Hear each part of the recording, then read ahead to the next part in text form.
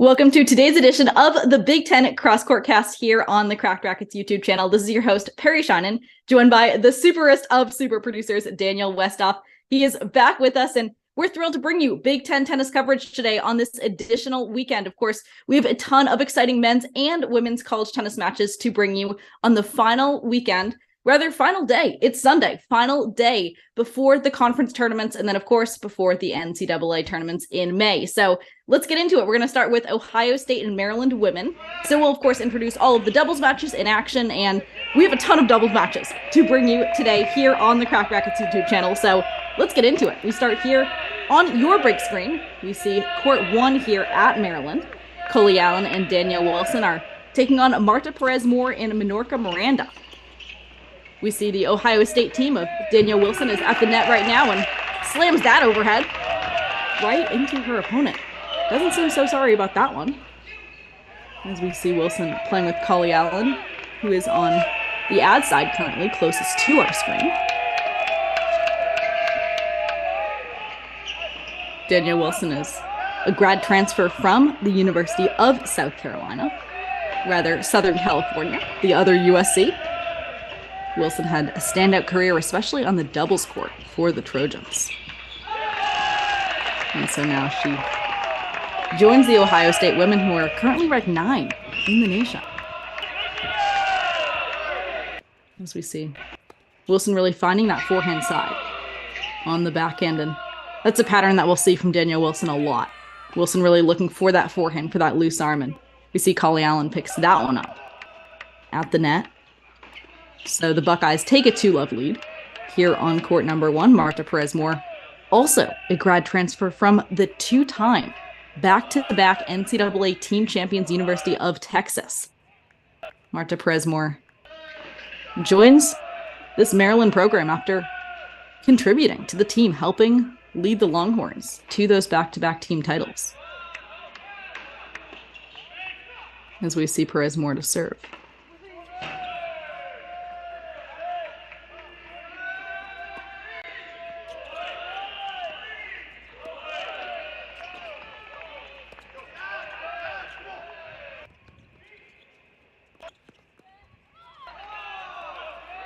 Nice hands from the Maryland Terrapins, as we see Terps get on the board in the opening point of this Love 2 game. Again, scoreboard is not yet updated in the lower left-hand corner of our screen, but it is 2-love for the Buckeyes. Meanwhile, on the due side right here, we see Coley Allen for Ohio State. Coley Allen is a fifth year out of Illinois.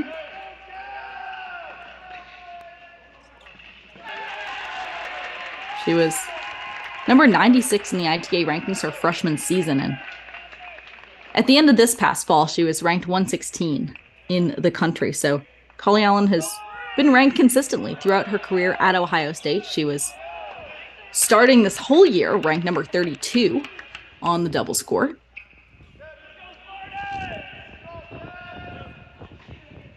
And meanwhile, we do see at the net Minorca Miranda for the Maryland Terrapins.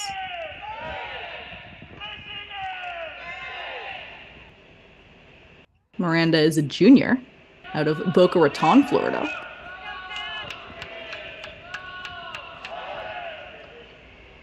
She was ranked as high as 323 in the world in the ITF juniors before joining the Terps.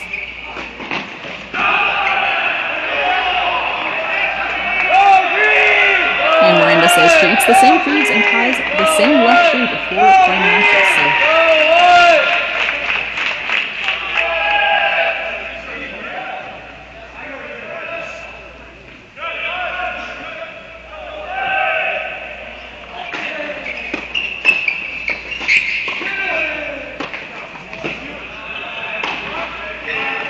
We do see tennis players are quite superstitious.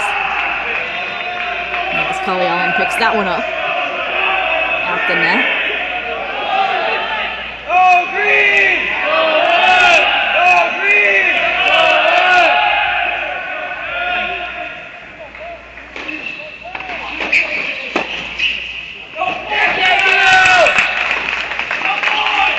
Of course, we will introduce all of the doubles matches in action today here at Maryland, as we do see Terrapins get on the board. So 2-1. The Ohio State Buckeyes lead on court number 1. And so Westhoff, let's introduce court number 2 at Maryland. Court number 2 in this doubles action. And again, these doubles matches are first to 6. So just one set, no ad scoring. And the first team to get 2 out of 3 of the doubles matches in action wins the opening doubles point of this matches. Let's actually check out court number 3. Court number 3, Westhoff at Maryland, so we can see some players that are in action, as we will go back to 2, of course. And we see here on court number 3, Irina Cantos-Seamers and Lucia Marzal taking on JoJo Bach and Hannah McLogan. And we do see Maryland really taking advantage of the transfer portal. Hannah McLogan coming from the Northwestern University Wildcats program, also as a graduate transfer. Hannah McLogan comes from Great Britain before joining the college tennis world. And she's partnered with JoJo Bach. Also a transfer out of Delaware.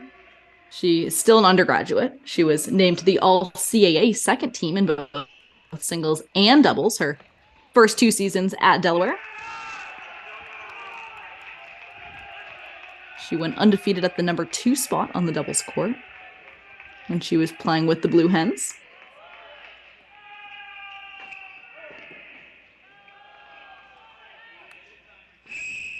And meanwhile, Irina Cantos-Seamers, or ICS, as the Big Ten opponents call her. We see her setting up here closest to our screen for the Buckeyes returning in this game.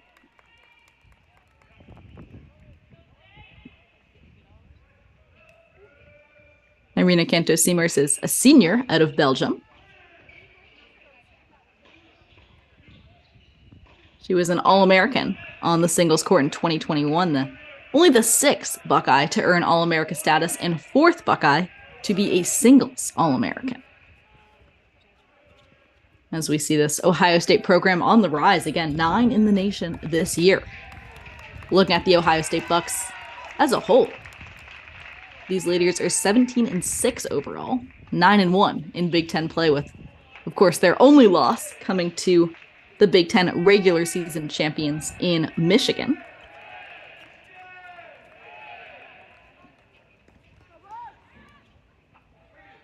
Cantos-Seamers is partnered up with Lucia Marzal.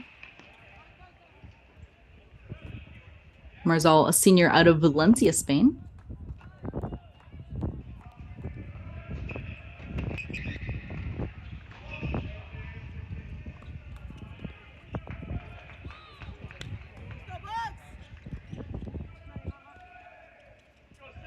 So we see the Maryland Terrapins, the ones with the lead here on court number 3. As Westhoff, let's hop back on over to court number 2 here at Maryland. Court number 2.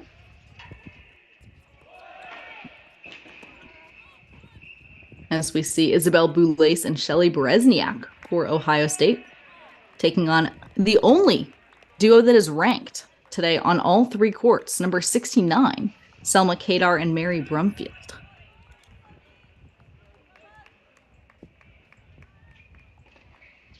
And so closest to us on our screen, we see Isabel Boulais and Shelly Berezniak.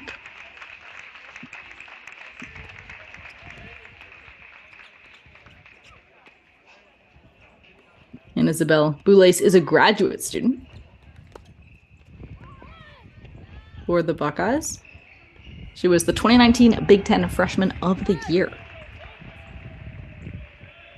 And this graduate student, she started the fall ranked number 37 in singles and number 32 in doubles with Coley Allen, but she didn't play this past fall because of injury, so it's great to see her back on this court for the Buckeyes. And Isabel Boulais, of course, the sister of Justin Boulais from the Ohio State men's tennis team. And we will chat about Ohio State a little bit later, but Ohio State, the leader in all sports, not just tennis, to clinch 17. 17 in a row. Yes, that is correct. 17 regular season Big Ten titles in a row. And today they will be looking to clinch that title outright because they did already clinch a part of the Big Ten title in 2023 as we look to the lower left of our screen. That is the Ty Tucker Tennis Center as the men are competing today against Indiana. We will introduce that match as well.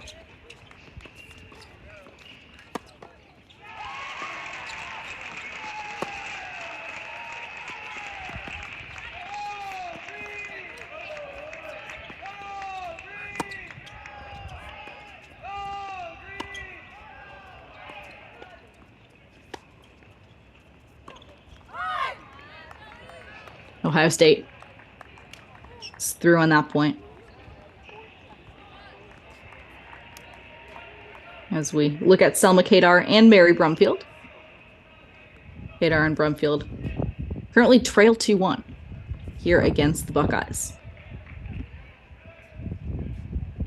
Mary Brumfield is a sophomore out of Jackson, Mississippi. Went to the Florida Virtual School.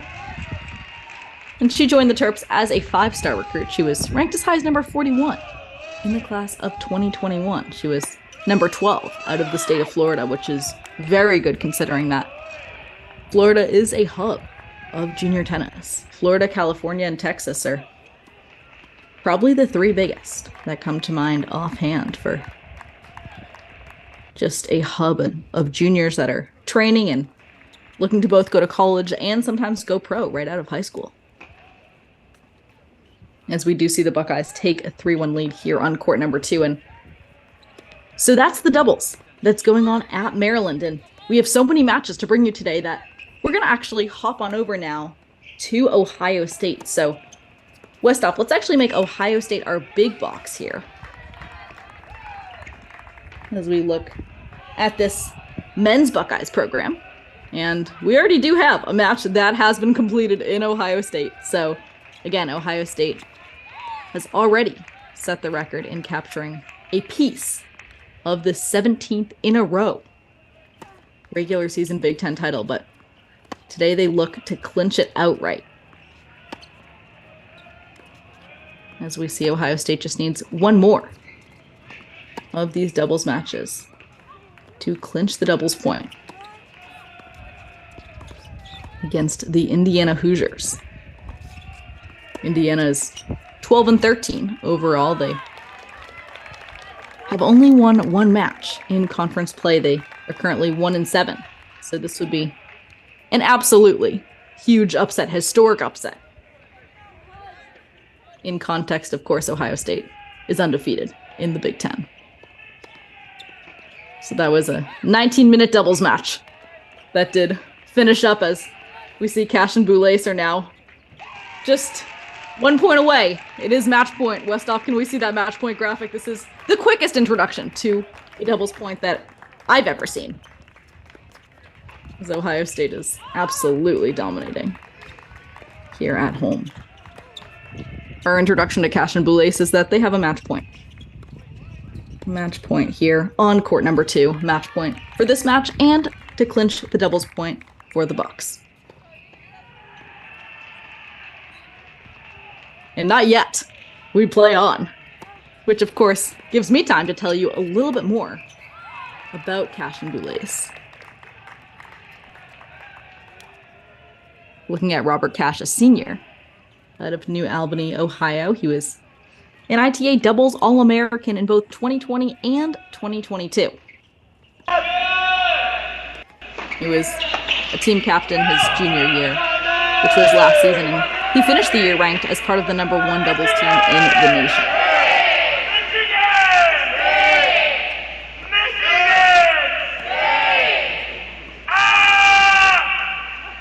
As we see Justin Boulais. It is a Boulais broadcast today. We're just hopping from one sibling to the other. Justin Boulais was 15-6 on the singles court, 26-13 on the doubles court last season. He spent 8 weeks at the number 2 spot in the nation in doubles.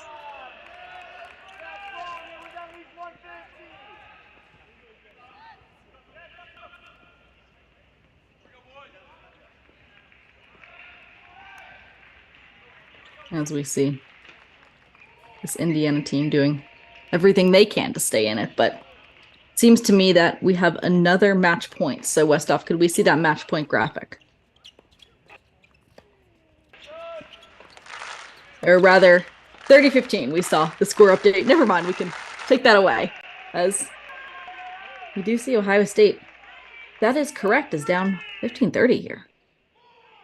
But that serve was too big, and that was the doubles point. That was a match point. Okay, I was right. That was a match. No, it wasn't. Was not. Just warming up for the match point. They are 2 points away. So we see these big serves continue here on court number 2. And down the middle solves the riddle. So it seems that Ohio State has set up a match point now. Here on court number 2. Or rather, it's a break point. Wow, so Indiana now with 2 chances to break. Now it's a match point. Let's see that match point graphic for this Ohio State duo. Again, both of these players have been ranked either number 1 or number 2 in the nation in doubles throughout their career. At Ohio State, as we see now, just 1 point away from the opening doubles point of this match. Cash and Boulez get it done. 6-1 on court number 2. Ohio State takes the opening doubles point. Indiana not happy about it, but let's just hang on here to make sure that they do shake hands. Or the match completes. It does not look like Indiana would be able to overturn that call, even though they did try to. But no one shook hands. No one shook hands. I think this match is still going. It's 5-2. So Indiana was able to overturn that call? I did not see the ref's hand go up. And to me, from the broadcast booth, it did look like that ball clinched, like caught the line. We play on. That's wacky. All right, well, we play on as Indiana gets the break, down 5-1. Here on court 2, it's become a bit of a battle. Indiana will now look to hold serve to win 3 games in a row. Again, against one of the top teams in the nation.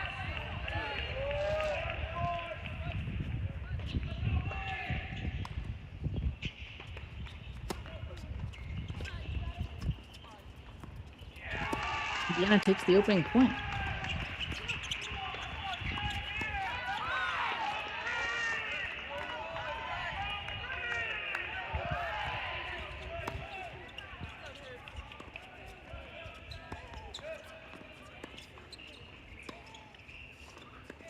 So Indiana now. Again, looking to hold to make a bit of a comeback push here on court number 2. And I guess we have a minute now to check out the other scores. Again, we do have one doubles match going to Ohio State. As we look at the other match still in progress here at the Ty Tucker Tennis Center.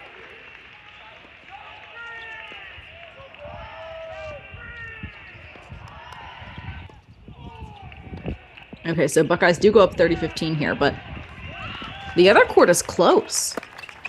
Ohio State is up 4-3. But Cannon Kingsley and JJ Tracy do have multiple points to make that 5-3 lead. So Ohio State sets up another match point there. Another match point here for the Buckeyes. So I guess the question at the end of the day will be, would the Buckeyes win this match twice, considering they already did have that match point? But again, match point for the Bucks.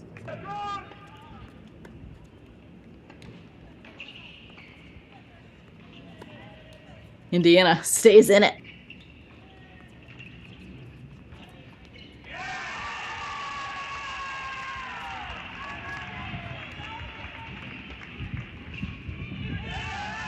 Ohio State with a look at the second serve now.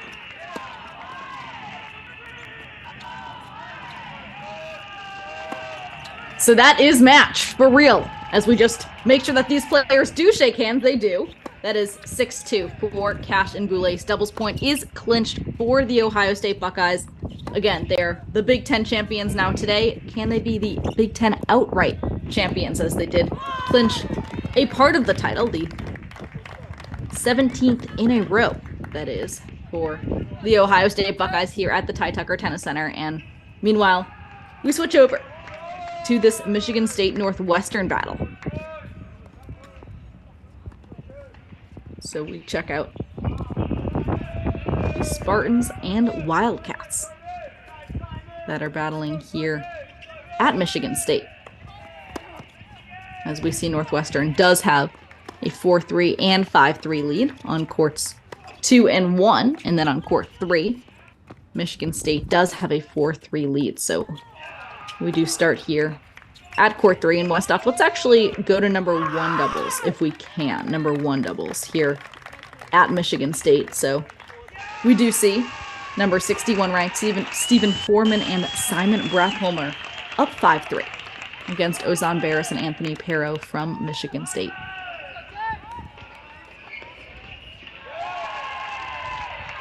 And it does seem, let's see, is this match over or is it 5-4? The changeover makes me feel like it's still going on. All right, 5-4. This Northwestern team leads. As we see the players getting back up to play. Northwestern, number 26 in the nation, taking on number 66, Michigan State.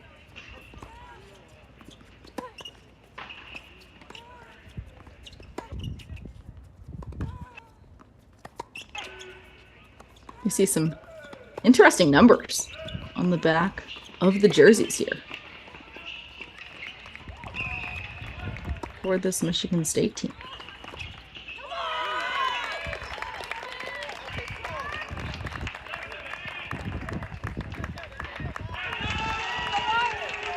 So Wildcats take the opening point. Northwestern's only 3 points away.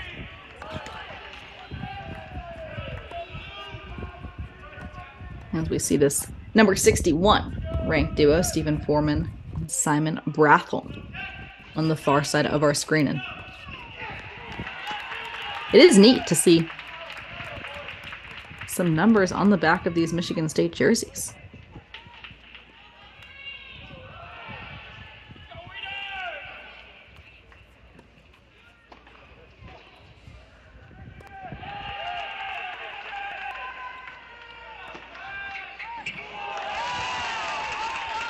Big serve from Michigan State.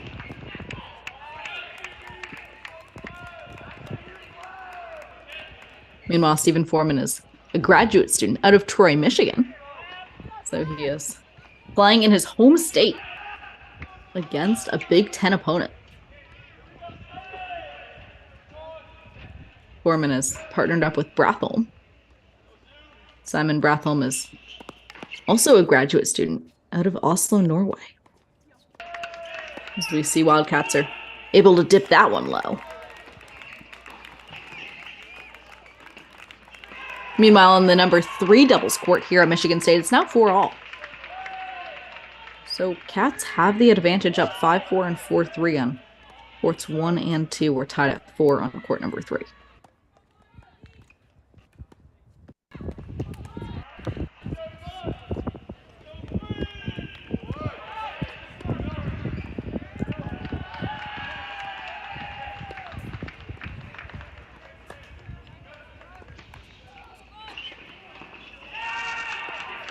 So Michigan State nets that one. And again, going for the serve and volley down 5-4. If you have a big serve, that's definitely the move, I think. Maybe Michigan State was hoping that serve was a bit bigger than it was there. As we do see Northwestern starting to break away here in this 5-4 game.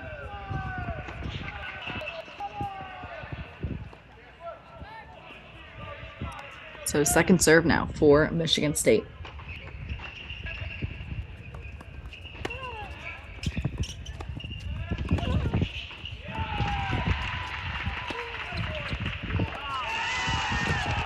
Northwestern with the rip and the match. Northwestern takes it on court 1. Stephen Foreman, Simon Brathholm, 6-4 win for the Cats on court number 1. And Westhoff, let's quickly go to court number 2. Court number 2 doubles, as we do see the Cats do have a 5-3 lead. Number 80th ranked Gleb Becker and Ivan Yatsuk are now up 5-3 against Reed Crocker and Kazuki Matsuno from Michigan State. So it's 5-3 at 15-all for this Northwestern team.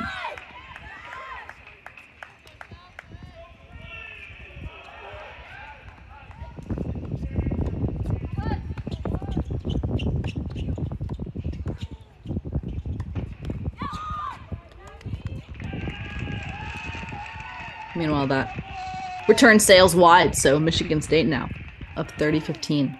Looking to serve and stay in this match and this doubles point. Meanwhile, on the left side of our screen, we do see the Ohio State Buckeyes up 4-3.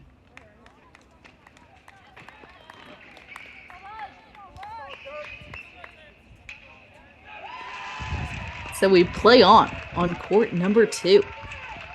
As Michigan State holds, forcing Northwestern to try to serve it out here on court number 2. And Westhoff, we can hop over to court number 3 really quickly here at Michigan State, as we do see it's actually the Michigan State Spartans up 5-4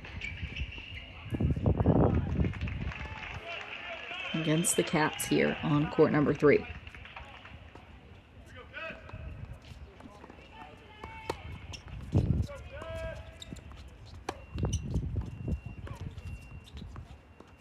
Meanwhile, on the left side of our screen, we do see Ohio State leads 4-3 on courts number 1 and 2, but JoJo Bach and Hannah McLogan just took the match on court number 3 at Maryland. So Ohio State, with their backs against the wall, they're down 1 doubles point. It's close on both 1 and 2.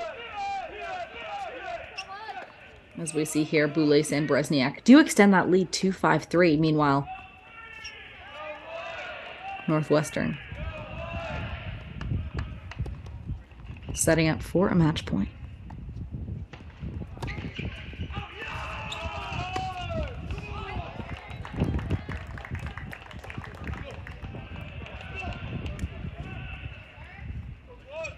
So it's a deuce point, a match point, deciding point. We could see that graphic for the Michigan State Spartans here on court number 3.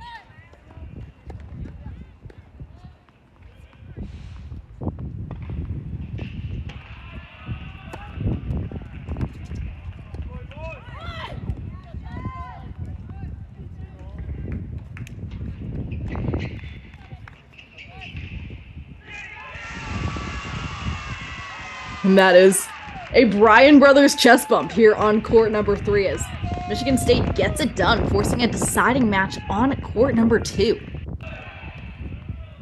here at Michigan State.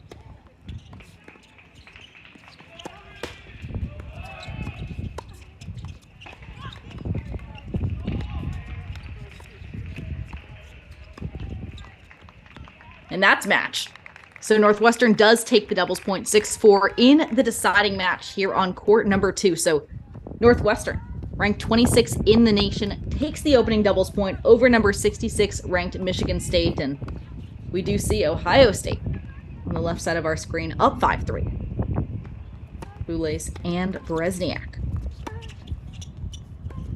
Just a few points away.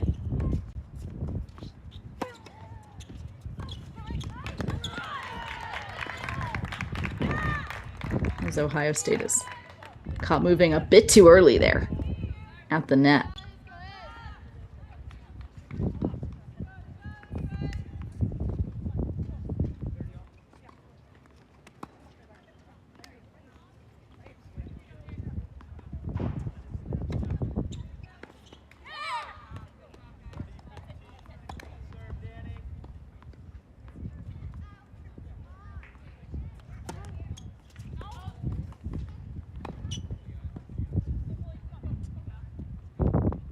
So second serve now here for the Bucks.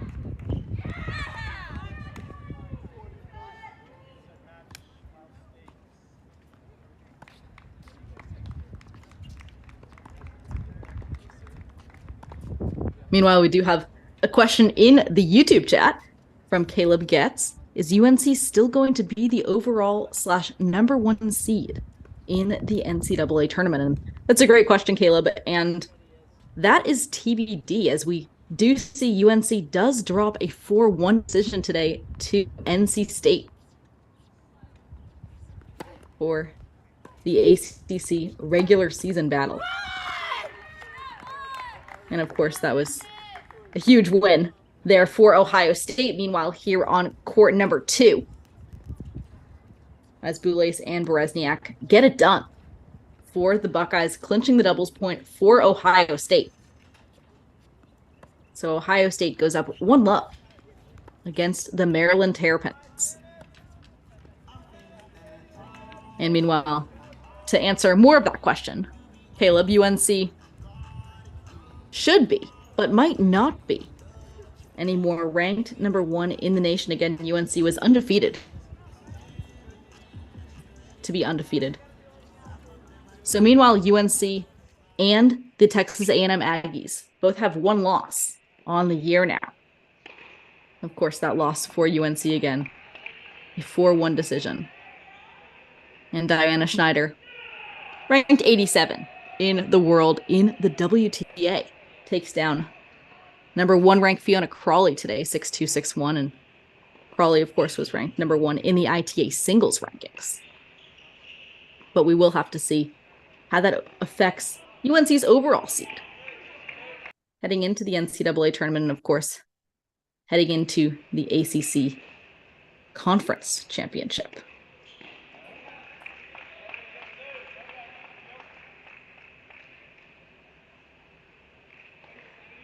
Which they did drop today 4-1. So NC State does win the ACC Conference Championship, and we will see how UNC fares in the NCAA Regionals, which of course begin on May 5th.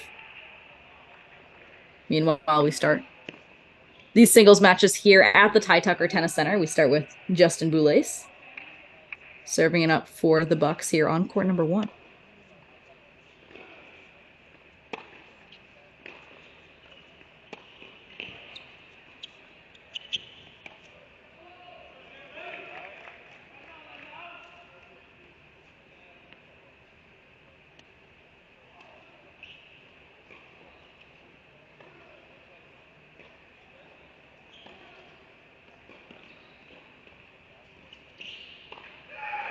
So 15-love, Boulais leads here on his serve. And anytime that you're playing lefty indoors, especially on this ad side, we see there's not much room between the baseline and the left side, of course, of the end of the court. Always have to watch for that lefty spin. And also that lefty slice at wide, especially on the ad side, that can really push a player right off the court.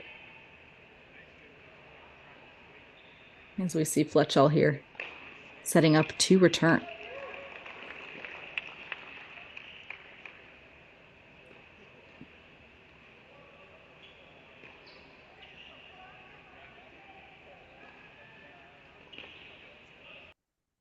So Boulais now with multiple chances to hold here on court number 1.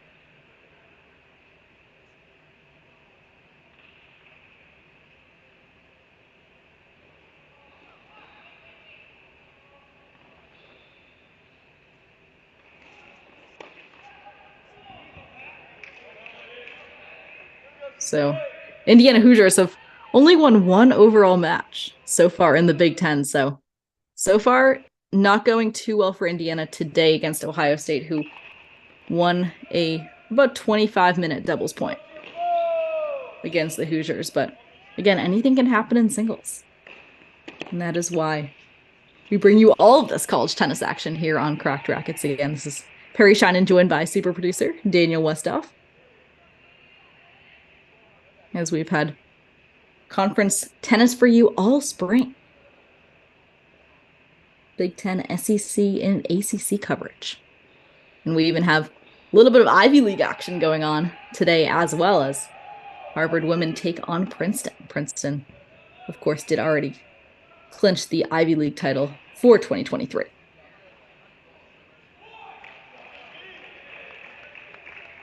So we do see Justin Boulais taking a 2-1 lead here on court number 1. And Westoff, let's hop on over to court number 2. Court number 2 here at Ohio State.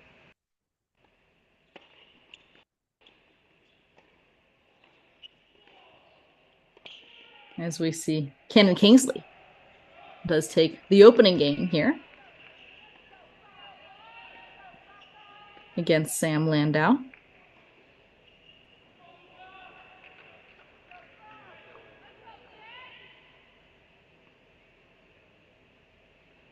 Cannon Kingsley is a senior out of Northport, New York. A 2-time singles All-American, as well as the ITA National Rookie of the Year in 2020. That was, of course, before the pandemic canceled the rest of the season.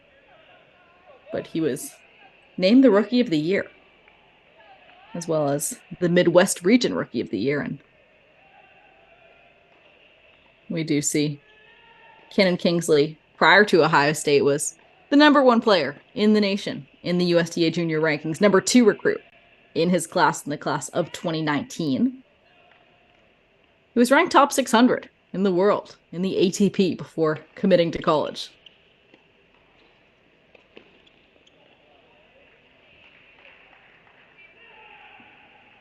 Meanwhile, we do see Sam Landau with a solid hold here closest to our screen.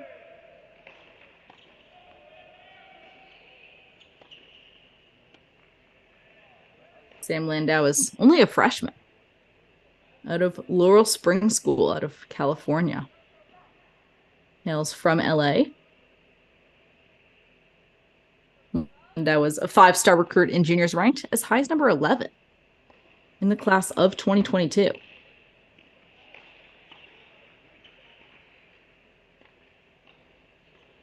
Intends to study in the School of Business at Indiana.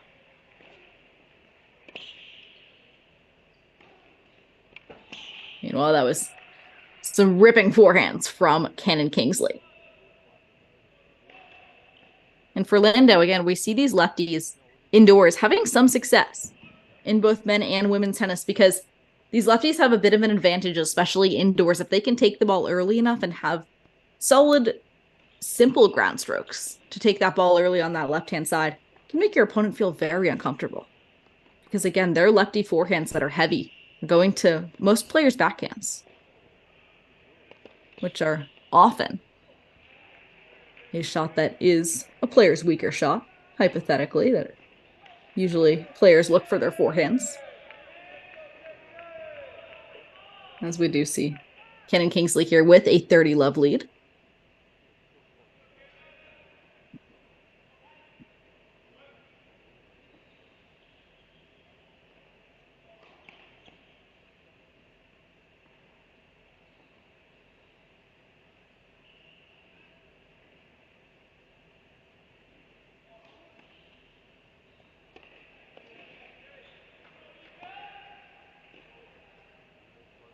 Meanwhile, we do see little double fault here, gets Landau on the board.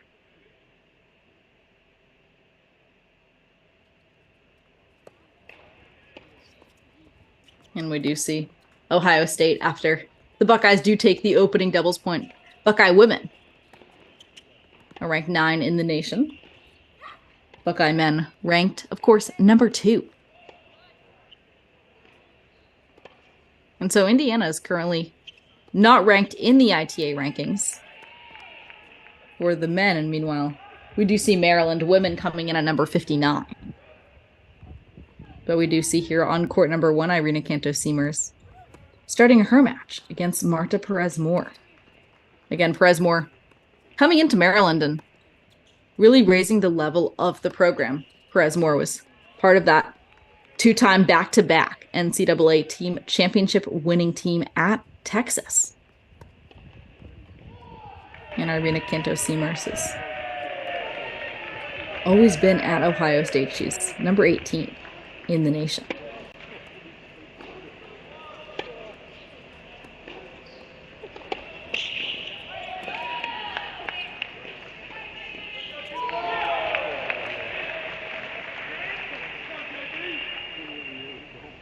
So Cannon Kingsley takes a 2-1 lead here on court number 2 for Ohio State. And the men. And let's go to court number 3 at Ohio State Westhoff. Court number 3. In this singles battle.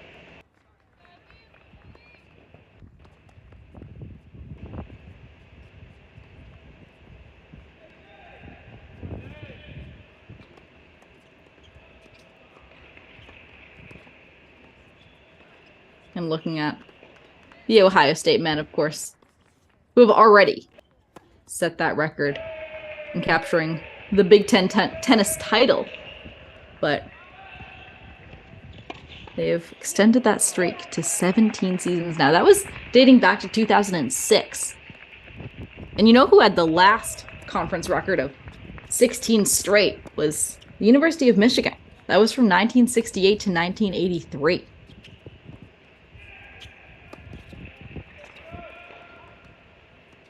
And Ohio State, of course, is 25-2 on the year, 8-0 in the Big Ten, 16-0 at home this season.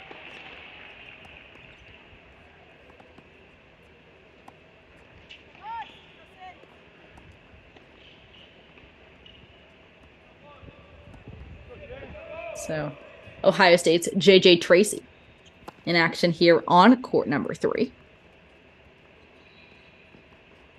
J.J. Tracy is up 2-1 against Luka Vukovic.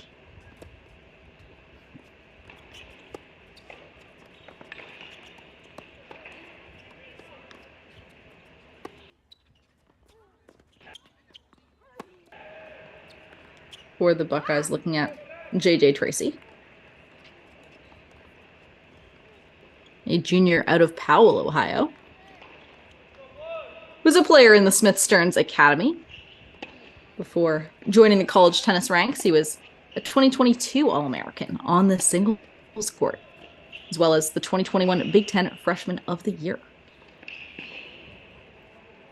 Last season as a sophomore, he went 36-6 on the singles court. You know what that included? A 19-1 mark in dual matches for the team. Talk about a lock. Like we say here at Crack Rackets, J.J. Tracy was a lock.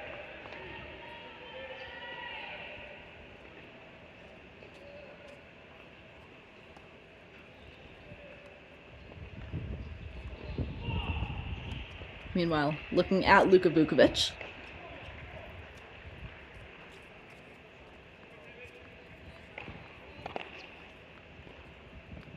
Vukovic, a senior for the Hoosiers. He comes from Canada. Last season, he won 11 matches for Indiana. His sophomore season, he led the Hoosiers in wins with 9 singles wins. He, in juniors, represented Canada at the World Junior Tennis Finals. He's studying sports management at Indiana.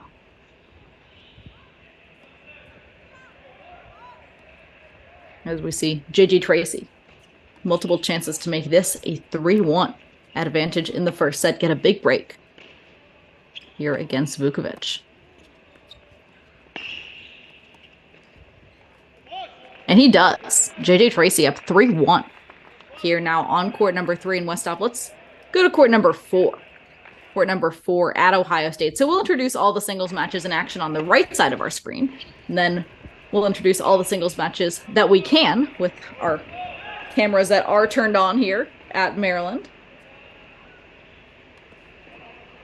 Meanwhile, James Trotter has a 4-1 lead here on court number 4. And looking across all of the courts at the Ty Tucker Tennis Center, we do see Ohio State with a lead on all of the courts. It's tied at 2 on court number 6, which we will get to shortly, but we do see so far, if you're an Ohio State fan, the Buckeyes do have leads on almost 5 out of 6 of these courts in action here.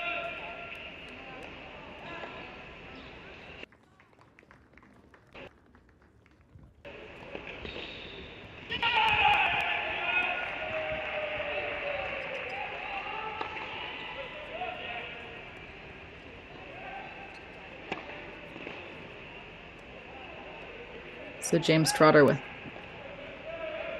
4-1 30-love lead here over Ilya Tierpolsky.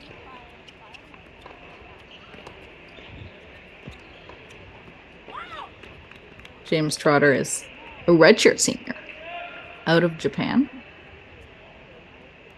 He is 21-8 overall last season on the singles court. He went 6-0 at the number 3 and 4 positions in the lineup. So to see Trotter here at court number 4, again, that's a pretty tough lineup. You're facing Ohio State and you have a James Trotter at number 4. Trotter, of course, would play one on most teams in the nation.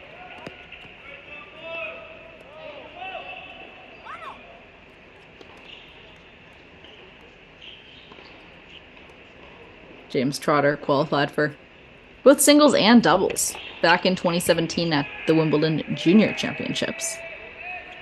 He was ranked as high as number 86 in the world before coming to college in the juniors.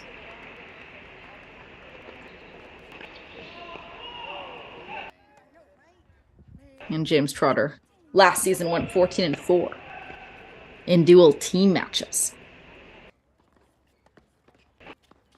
And so we see Trotter now 2 chances to break. And it's a deuce point deciding point. Westhoff, can we see that graphic here for court number 4? This is a big point in the match. Again, if James Trotter can make it 5-1, that's just scoreboard pressure. And it feels like it's more of an uphill battle here for Indiana. Again, we'll see if Indiana can hold.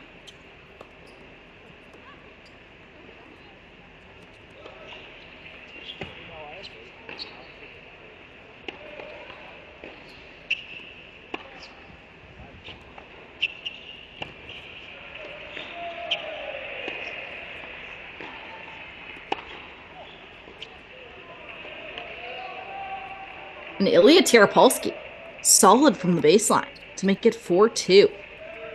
So Indiana hangs in, and looking at Tierpolsky, he's a junior, also out of Canada, out of Toronto. Tierpolsky led the Hoosiers with 19 singles wins last season. He played in every position from 1 through 6. So looking at that just on paper, you would say, okay, a player like that is probably pretty streaky, can play literally anyone in the nation, or might, on an off day, might need to play a bit lower in this Indiana lineup. And meanwhile, Westhoff, let's go to court number 5. Court number 5 for Ohio State. And meanwhile, we do see the Michigan State men, after dropping the doubles point to Northwestern, starting their singles matches as well, which we will bring to you shortly. Shortly, as in right now, thanks to super producer Daniel Westhoff. And we do see court number 5 here.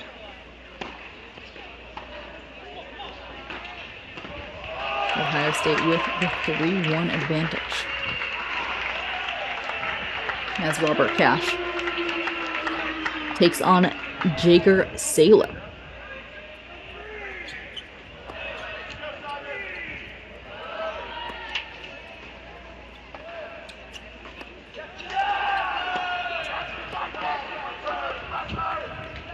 So we see Cash now, second serve here. Down 2 break point opportunities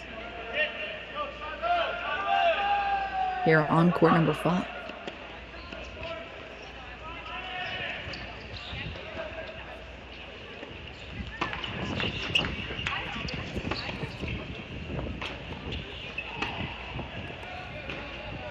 So that's a big break to make it 3-2 now. So we're back on serve here on court number 5. And let's quickly check out court number 6 here at Ohio State. And of course, we do see this is the only match that is tied up, as Jack Anthrop is battling Ikanch Kumar. And check it out. This is a chance for Indiana to get a lead on one of these 6 courts in action.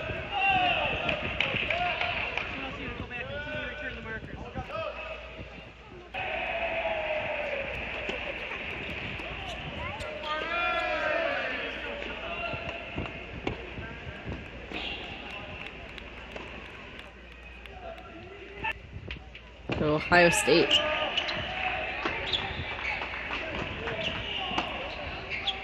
down 4-3 now.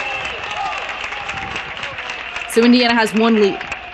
Hoosiers fans, all eyes on court number 6 here, as Indiana's able to battle back. And really shout out to Kumar here for when your teammates are going down to have that internal fight and focus to be able to take a lead here on court number 6. And meanwhile, let's make Maryland our big screen. Westhoff, let's make Maryland our big screen, as we did already chat about this match in action here on court number 1. But let's look overall. Let's see how the Terrapins are doing against these 9th ranked Buckeye women.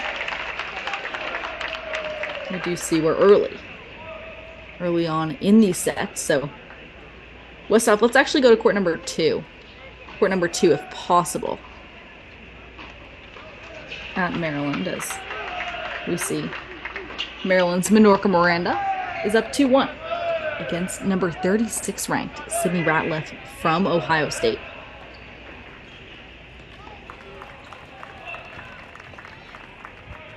And Minorca Miranda has done a lot of great work for the Terrapins off the court as well in the mental health space in bringing Morgan's Message, an initiative that was started in memoriam of a Duke lacrosse player who unfortunately passed away back in 2019. And Minorca did bring that initiative to Maryland. As we covered earlier, a Morgan's Message Day that was brought to the squad by Miranda. Meanwhile, we do see Miranda with an early 2-1 lead here on court number 2, and Miranda's a rhythm player. So it's going to be up to Sydney Ratliff to find a way to switch up the rhythm to keep Minorca on the move.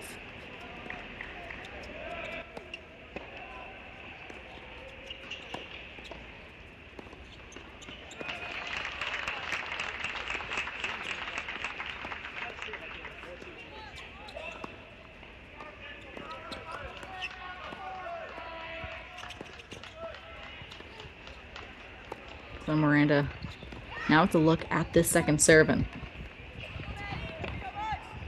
looking at Miranda as a whole, the junior from Boca Raton, Florida,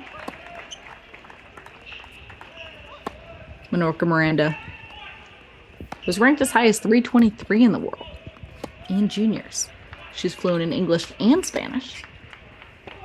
She earned 2 ITF doubles titles before coming to college. And she won 4 conference matches as a freshman in that number 3 spot. Last season, she was named a Big Ten Sportsmanship honoree.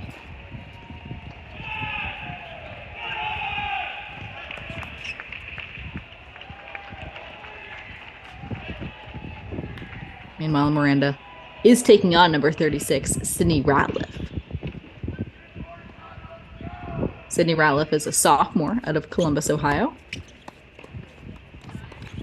She was the Big Ten Freshman of the Year back in 2022, as well as the ITA Midwest Rookie of the Year. She competed in the NCAA singles tournament and was the 4th Buckeye to compete in the tournament as a freshman and the 3rd to do so in doubles. She was ranked 15th in singles at the end of the fall season. And meanwhile, Westhoff, let's hop on to court number 3 here at Maryland. Unfortunately, we do not have 2 cameras in operation today here at Maryland, but we can check out court number 3 singles. Court number 3, as Isabel Boulais is down 2-1 against Selma Kadar.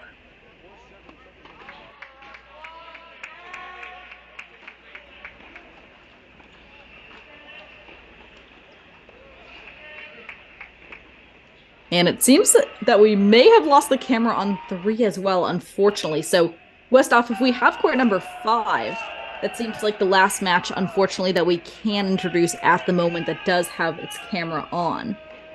As Northwestern grad transfer Hannah McLogan takes on Lucia Marzal. McLogan is up 2-1.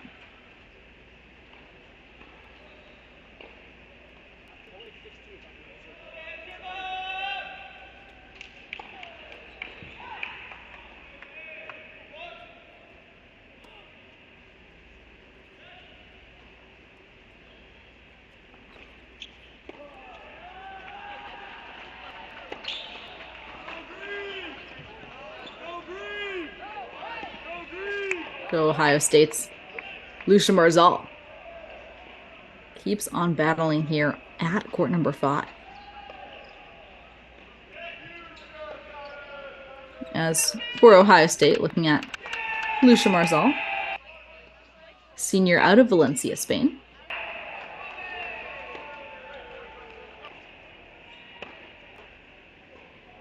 This past fall, she won 6 matches for the Buckeyes and went 4-3 on the doubles court. Did not play a ton in the fall.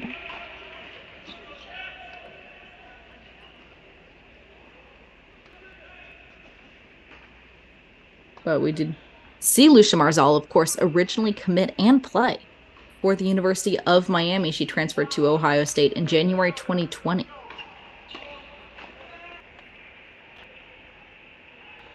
She was 6-2 in singles, 4-1 in doubles in the fall of 2020 for Ohio State. Or rather, for Miami before transferring to Ohio State. She was ranked top 500 in the world in the junior rankings. And she also won 69 matches on the WTA circuit before joining the college tennis ranks, and she received her bachelor's degree in international business in the spring of 2022.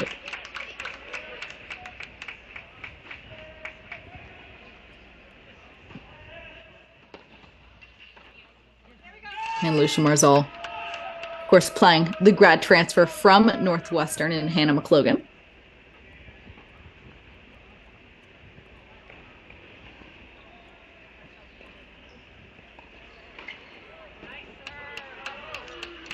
Hannah McLogan was 4-3 on the singles court for the Wildcats back in 2021. She won 12 doubles matches.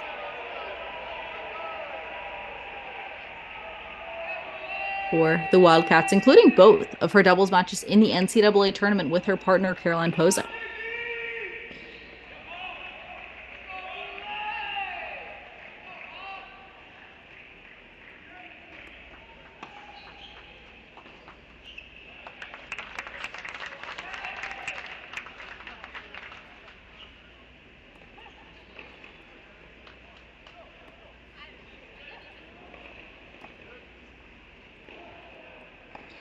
Meanwhile, we do see the Michigan men are up 1-0 against the Illinois men after the 7th-ranked Wolverines did take the opening doubles point over the 25th-ranked Illinois Illini. We will have that match for you shortly. And meanwhile, we lock in, though, 2-2 here on court number 5.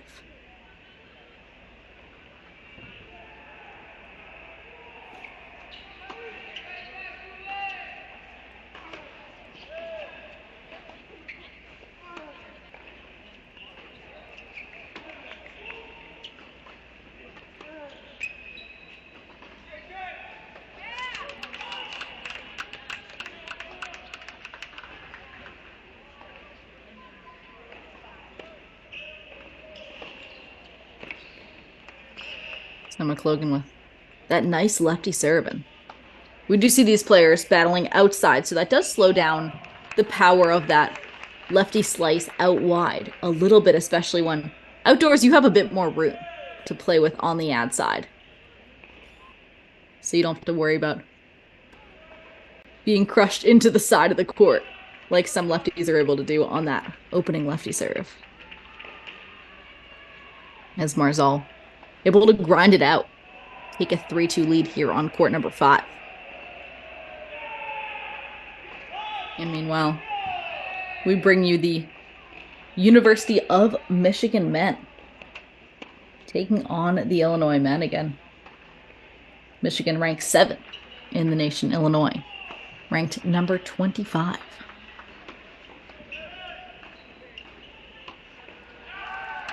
And looking at the University of Michigan overall, Wolverines are 21-3, including 7-1 in conference play. Of course, their only loss coming to the Ohio State Buckeyes.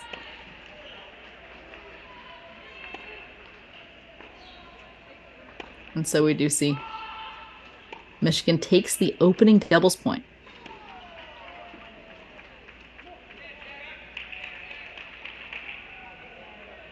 And looking at these singles matches, we see Michigan in the lead on courts number 1 and 2, as well as court number 4.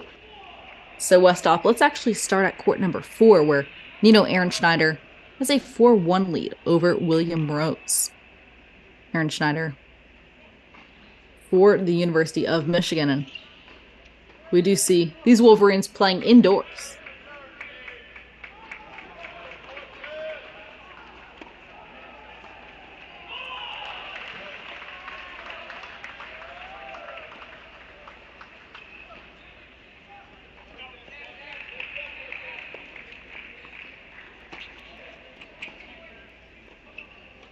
It's a big serve from Illinois there, as we hop on over to court number 4, where we see Ehrenschneider just 2 games away, rather, from taking the first opening set for the University of Michigan.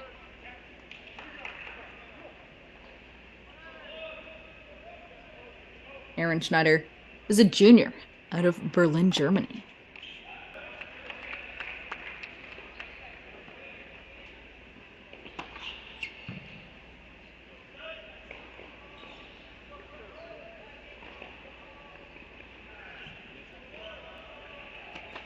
As well as 2-0 in conference play. He won 4 doubles matches for the Wolverines. And last September, he represented Germany at in 2019, he represented Germany at the ITF Junior Davis Cup.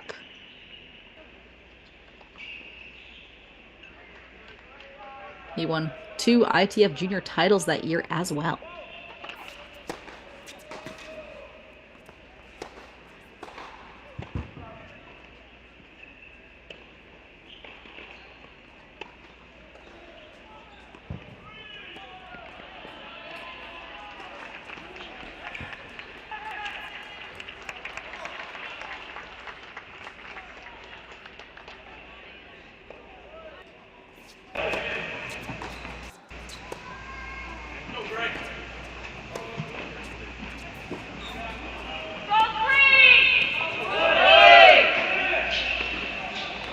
And so William Rose from Illinois looking at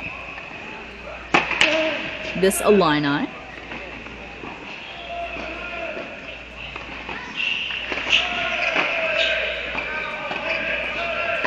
A sophomore out of Bradenton, Florida.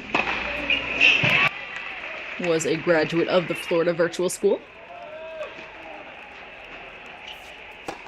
He joined the team in January and sat out the season with an injury last year, and so it's nice to see him in the lineup this year. He's competed in a few matches this spring. He's a 5-star recruit in juniors and was the 3rd best player in the state of Florida.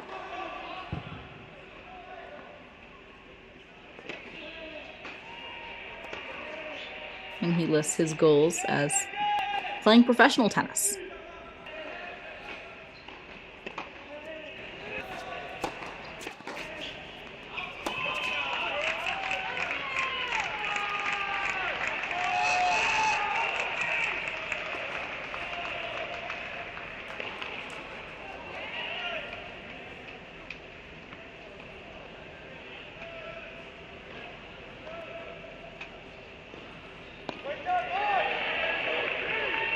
Meanwhile, we do see Mraz hanging in there, and it's 4-2 now. Here on court number 4.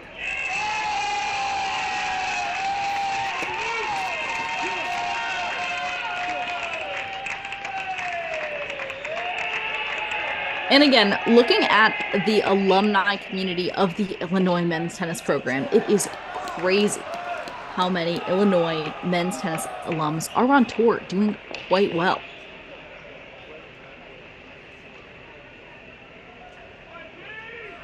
As we do see, even on the Illinois men's tennis website, there's literally a tab that says Illini on tour.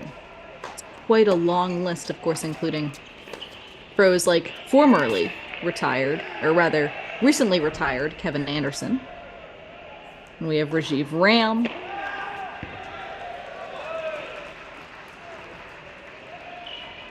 As well as Alex Kovacek's. Ruan Rolforce, Alexander Vukic. The list just does not end for the Illini.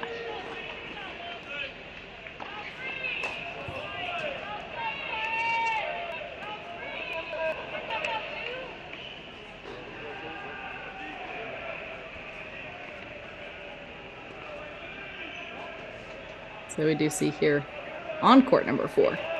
William Ross making a comeback here against Aaron Schneider.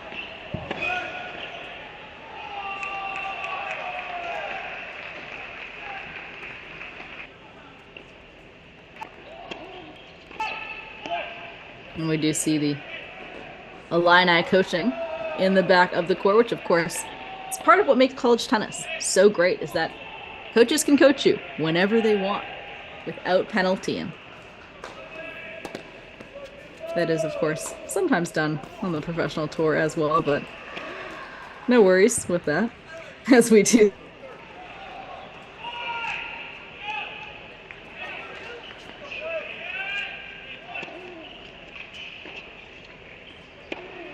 But that we do see the Michigan Wolverines now 2 points away from taking a 5-2 lead, or rather 3 points away from taking a 5-2 lead here on court number 4.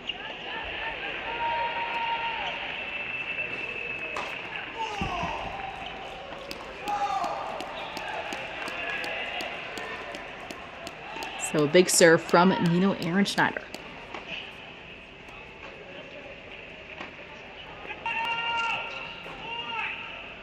And Westhoff, let's actually hide that scoreboard if we can here on court number 4, as we do see Aaron Schneider is up 4-2, and we're currently at the 30-all point. We do see that scoreboard is a point ahead. We don't want any spoilers here on the Cracked Racquets YouTube channel. Again, you know, Aaron Schneider now has 2 chances to make it 5-2 for the Wolverines.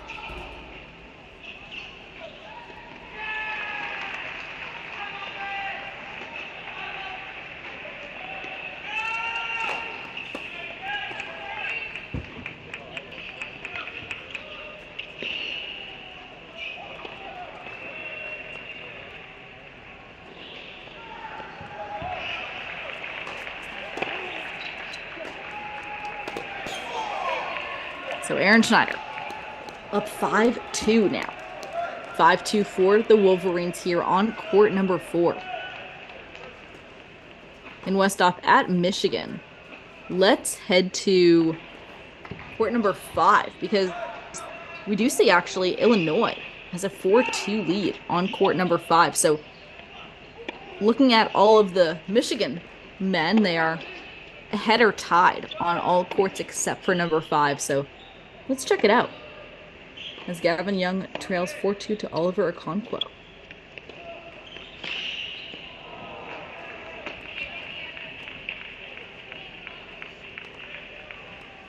As that's big from Okonkwo. As he holds, and it is 4-2 again. Our scoreboard is 1 point ahead of us, so bear with us as we bring you our point-by-point coverage here on Cracked Racquets. Meanwhile, looking at Oliver Okonkwo.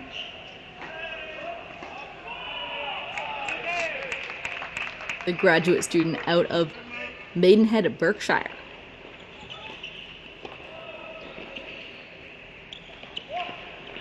He played his undergraduate years at the University of Iowa.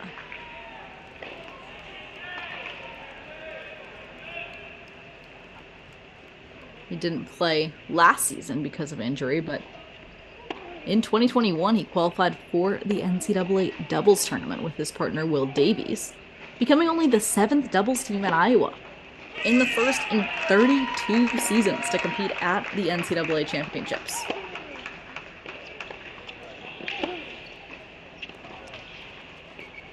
Okonkwo is number 8 in the LTA U18 national rankings. He won a grade 4 ITF before heading to Iowa.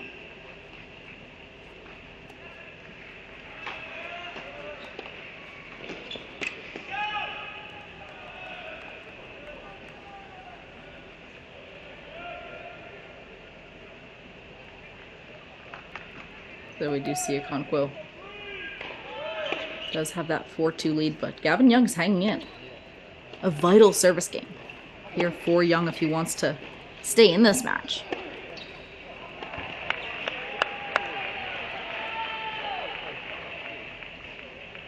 Gavin Young is a junior out of Apple Valley, Minnesota. Gavin Young was the Big Ten Freshman of the Year in 2022, as well as the ITA Midwest Freshman of the Year. After going 9-4 in dual matches last season, 19-9 in singles overall, he posted his highest career ITA singles ranking of number 18. And that was rather this past February. His career high doubles ITA ranking came in at number 6. That was also in February. February was a good month for Gavin Young.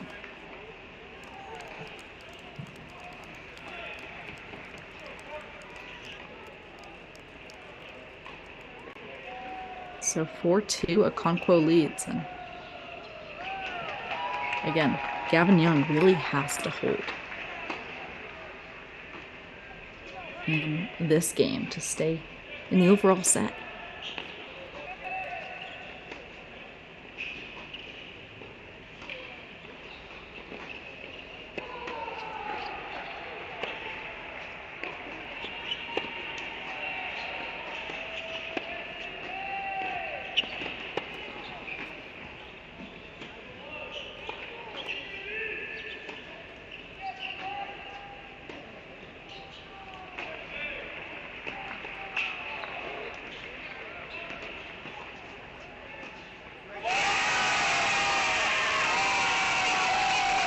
Okonkwo taking that serve return early and finding some open court here.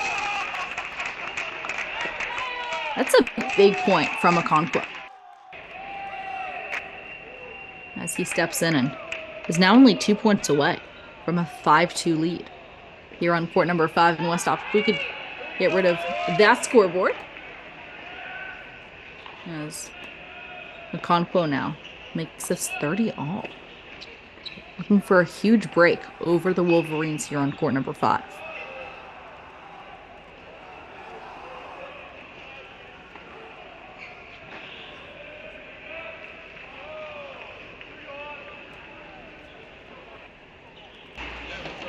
Big serve. So if you're a Wolverines fan, this is a vital match again. Because you talk about momentum and the change in momentum, and although Michigan is up on 5 out of 6 of these singles courts, except for this one, you never know when a change in momentum can come, and sometimes it comes from one specific court, and the energy that's being brought in one court can really carry over to along with your other teammates. And so we do see for Michigan and Illinois just the importance of this match, because it's the only match that it's not going right now the way of the other ones that are in progress here at the Varsity Tennis Center.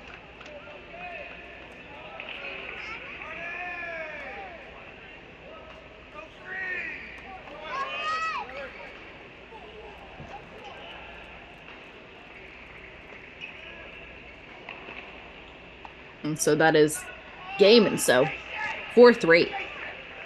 Now Michigan stays in it. And meanwhile, we're going to bring Ohio State to our big boxes. We do see Trotter does have a 6-2, 5-1 advantage here on number 4 singles at the Ty Tucker Tennis Center. And again, huge stakes for Ohio State, who has already clinched a share of the Big Ten title in 2023. But they're looking for an outright clinch of that title today, and that would be number 17 in a row.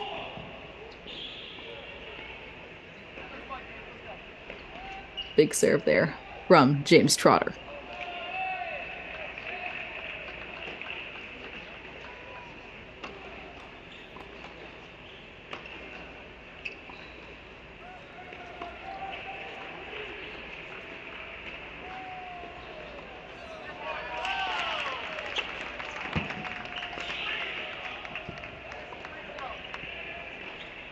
Meanwhile, Indiana doing everything they can just to extend this match at this point. Second serve ace, down the tee. And also the beautiful thing about playing matches at this point in the season is, I mean, some of these players are just so locked in, hitting their spots.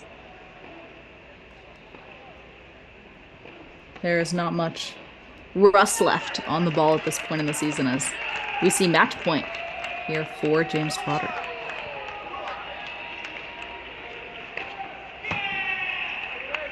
That was huge. Serve down the tee to finish it off. 2 aces in a row. That's James Trotter for you. 6-2, 6-1 here on court number 4. Ohio State is now up 2-love against Indiana. And Westhoff, let's quickly head on over to court number 3. Court number 3 is J.J. Tracy is up 6-1 for love against Luka Vukovic.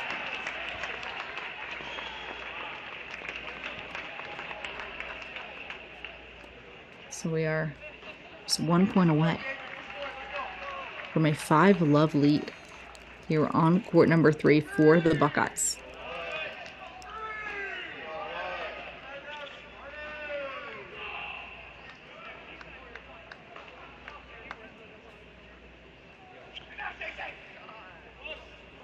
Double fault. Makes it 5-love for J.J. Tracy and Westhoff. Let's go to court number 2 as Ken Kingsley is up 6-1, 4-2 over Sam Landau.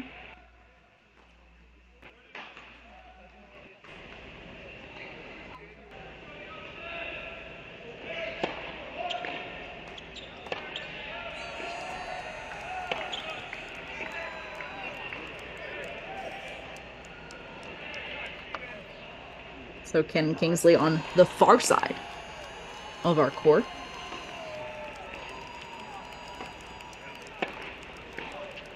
Kingsley is senior out of Northport, New York.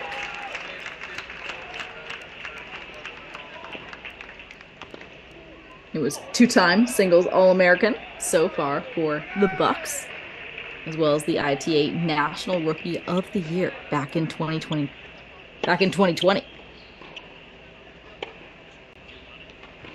2020, the band year. Back in 2020. And meanwhile, we do see Cannon Kingsley continuing to take the ball early and just really taking every opportunity to be aggressive and come to net. And we're not surprised. This is, after all, the number 2 team in the nation in Ohio State. 25-2 overall, 8-0 in conference play.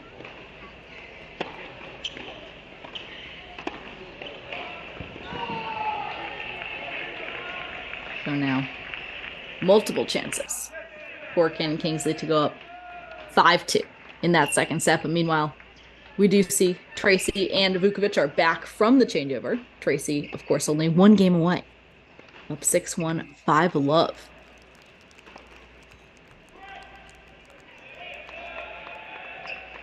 And hey, we're just an hour and a half, not even an hour and a half into this match. And Ohio State fans, you are almost through.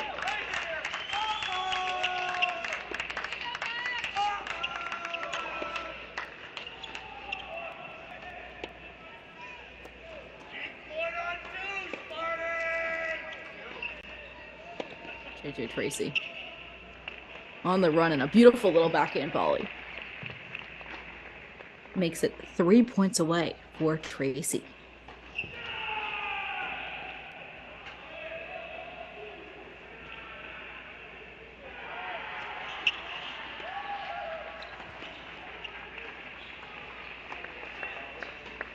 So 3 points away for JJ Tracy.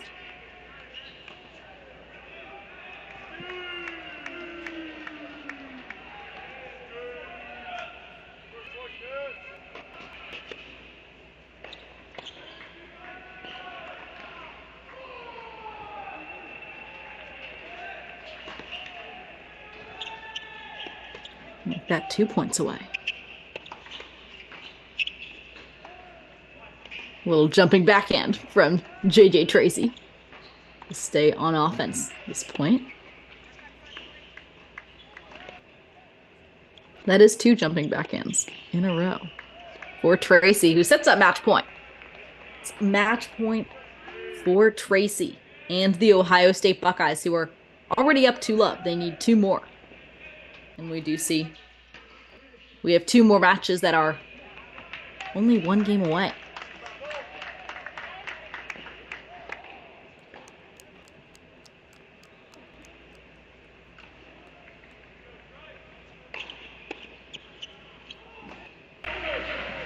Wow, JJ Tracy is through with that forehand ripper. 6-1, 6-love here on court number 3. Ohio State is up 3-love against Indiana. And let's quickly hop on over to court number 2. Court number 2, as Cannon Kingsley is up 6-1, 5-2 against Sam Landau. So, will Cannon Kingsley be the answer in this very quick match here at Ty Tucker Tennis Center, as the number 2 ranked Ohio State Buckeyes take on an unranked Indiana squad?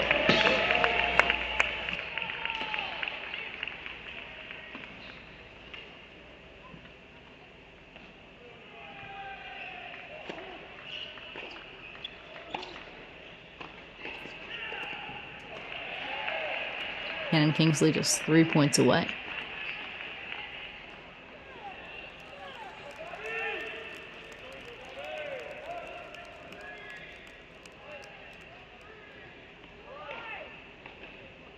So Ohio State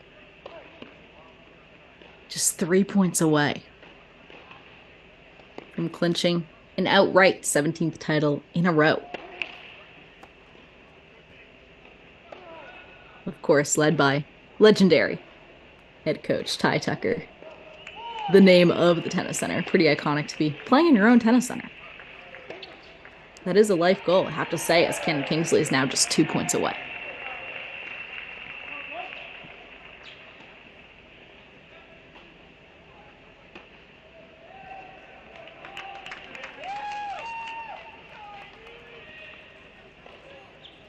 Two points away here for Ohio State and the senior. Second serve now for Kingsley.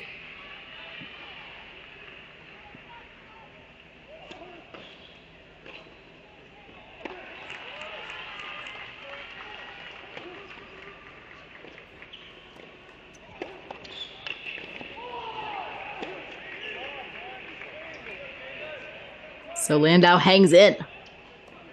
2 chances to break now. And that's what's so lethal, really, about this 30-all point within the context of college tennis. I mean, you're serving 30-all. I mean, that is a vital point in the game because, of course, if you lose it, then you're down 2 chances, 2 break point chances. And we do see Kingsley suffering from that exact score situation here, down 40-30.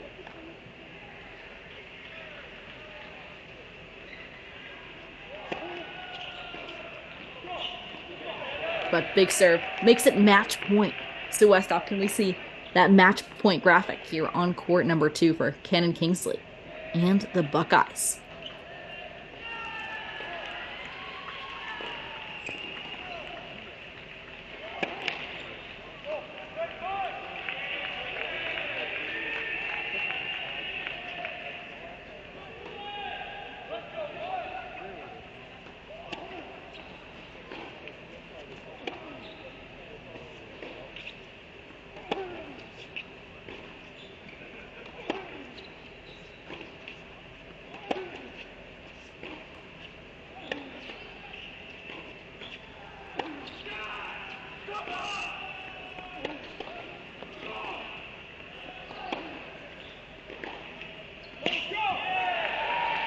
Cannon Kingsley does it. 6-1, 6-2 on court number 2. Ohio State has outright clinched its 17th consecutive Big Ten tennis championship. That's all, folks, from the Ty Tucker Tennis Center in an hour and a half. Ohio State with the 4-love win over Indiana. Ohio State is number 2 in the nation for this exact reason. They stay undefeated in Big Ten tennis play in the spring of 2023. And meanwhile, Westhoff, let's head on over to another court that perhaps is taking a little bit longer than that Ohio State-Indiana battle. Let's head to Michigan, as we do see Andrew Fenty is up 6-5 against Carlos Azolins here on court number 5 at court number 1 rather at the Varsity Tennis Center. Andrew Fenty, of course, known for partnering with the GOAT, Tom Brady. I'm not open to discussion on whether or not Tom Brady is the GOAT, being from New England. Tom Brady, of course, a Michigan alum. Fenty partnered with Tom Brady for his new Brady brand. As we see athletes, it's really cool to see athletes in the tennis space taking advantage of NIL opportunities. As Fenty is only a few points away against Carlos Azolins. And Westhoff, we can actually take away that scoreboard, as we do see that scoreboard is 1 point a little bit too fast.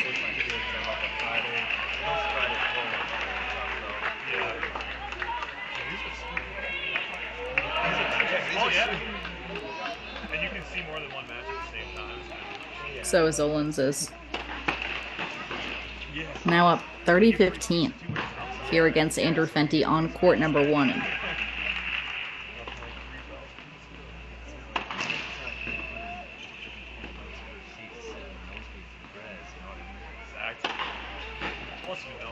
Andrew Fenty, of course, a senior, was also the recipient of the Hurd Scholarship Award from the UTR.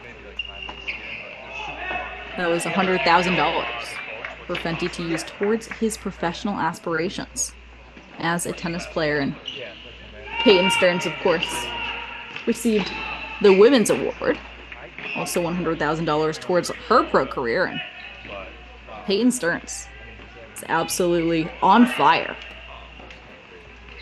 in pro tennis. She is a product of the University of Texas Longhorns.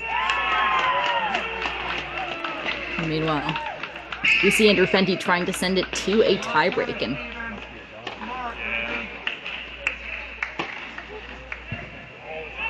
A quick update for Peyton Stearns. She fell to Emma Navarro 7-5 in the third in the finals of the Charleston 100K ITF. And that's now 3-0 that Navarro is against Stearns.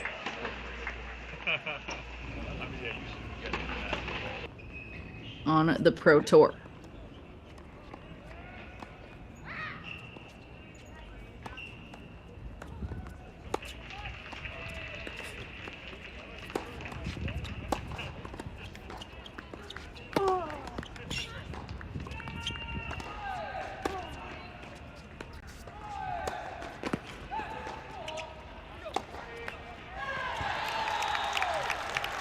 So Andrew Fenty sends us to a breaker here on court number 1.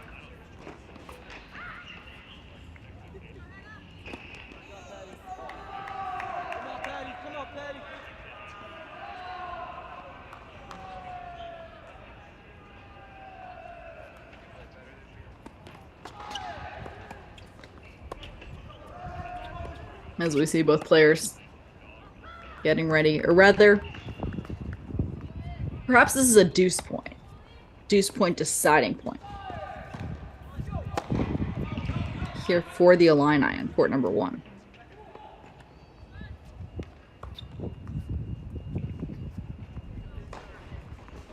As we see, Illini are not happy with that call. So second serve.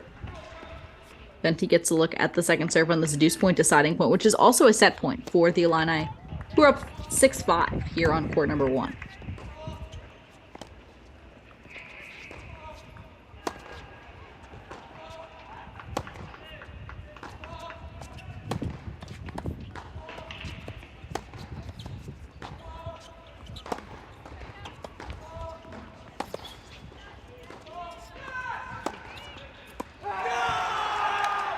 So that's set for Illinois here on court number 1.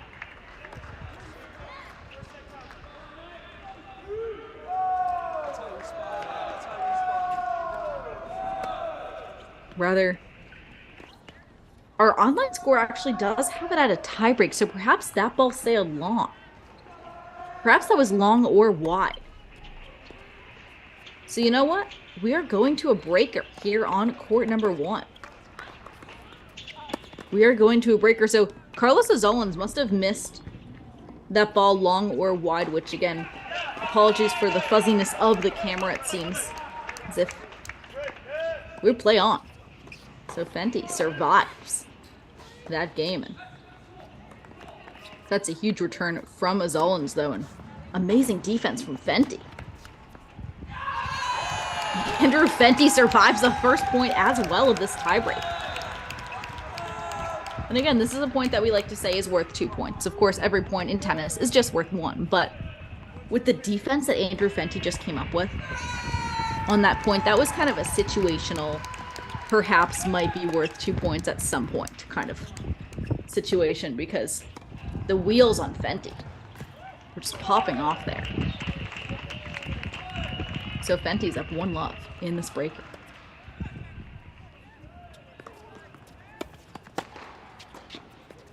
Meanwhile, it's double tiebreak. Check out the upper left-hand corner of your screen as you see a tiebreak here between Northwestern and Michigan State on court number 4. So tied at 1 here on court number 1.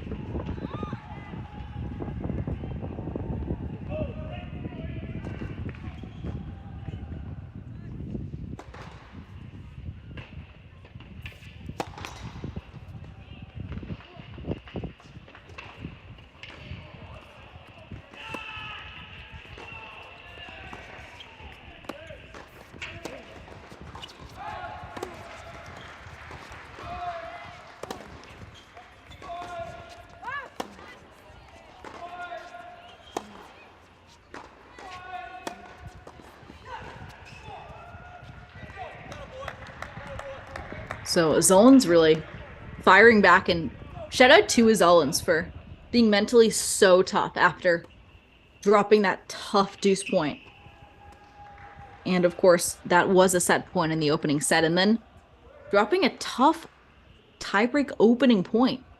And then to take the next two like this and get back on serve. Xander Fenty trails 2-1 now here on court number 1.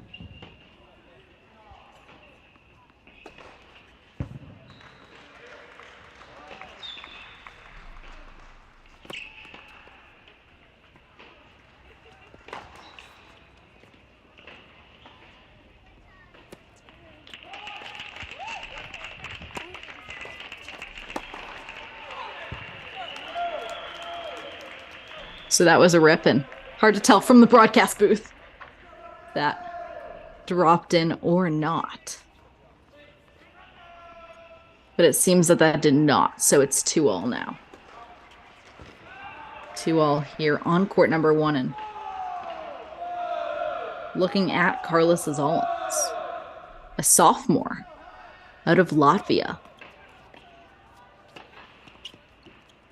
Zalins did not play last season, but this season is 13-3 on the season. He was the Junior Australian Open singles semifinalist and doubles finalist back in 2020. He was number 6 in the world in the ITF Juniors.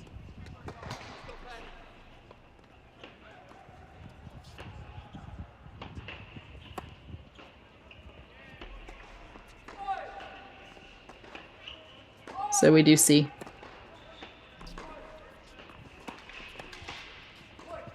now 3-3 scoreline between Fenty and Zalins here on court number 1. And looking overall at the Michigan Wolverines, this match, of course, they take the doubles point and first sets on 4 out of 6 singles courts.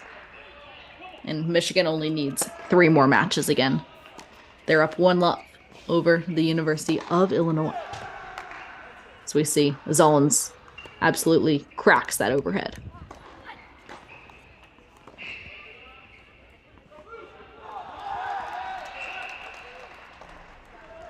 And looking at the tiebreak on the upper left side of our screens, a good one as well. 6-4, 4-4. And meanwhile, Lucia Marzal for Ohio State women, up 6-3, 1-0.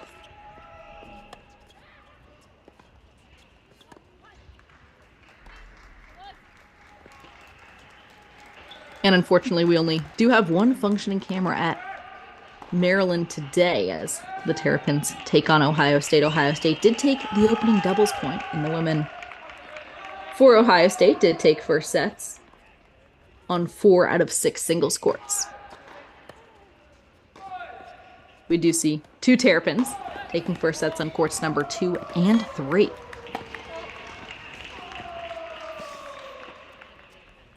And meanwhile, if we had court number 6 at Maryland, we would bring you that match, as we do see Danielle Wilson is up 6-1, 5-0 over Francesca Fedorov. And the other matches still in progress here at Maryland. And meanwhile, locking back in with this tiebreak, with these 2 tiebreaks rather, unfolding. It's 5-5 in the upper left-hand corner of our screen.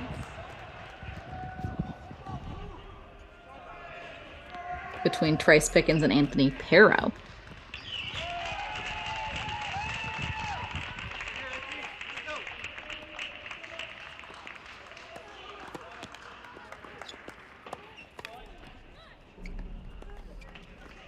And actually, Westhoff, let's make court number 4 on the upper left-hand corner of our screen our main screen for 1 second, as we do have a set point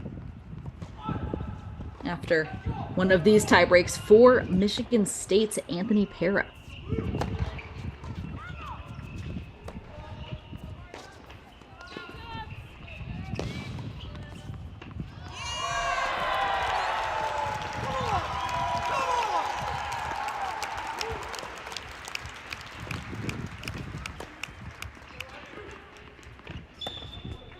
Perro on defense.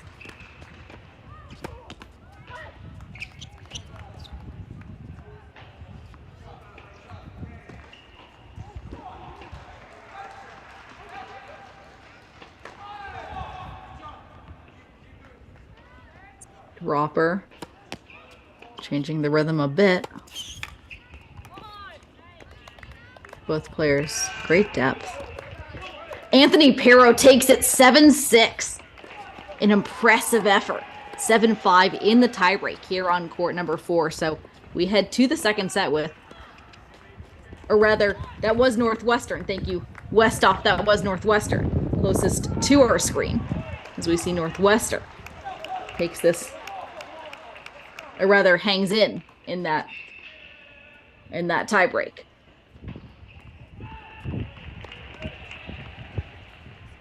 As we see, those are black uniforms, not dark green. We see the numbers on the back of the jerseys do indicate the Michigan State players. So we do see Anthony Pero will now be closest to our screen.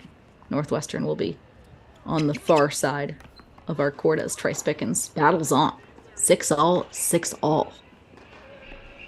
And in our other tiebreak, we do see Andrew Fenty does take that tiebreak 7-6. So Michigan, the University of Michigan, now has 5 out of 6 opening first sets. So we will keep our eye on the Wolverines. Meanwhile, we check out Trice Pickens and Anthony Pero. 6-all, 6-all.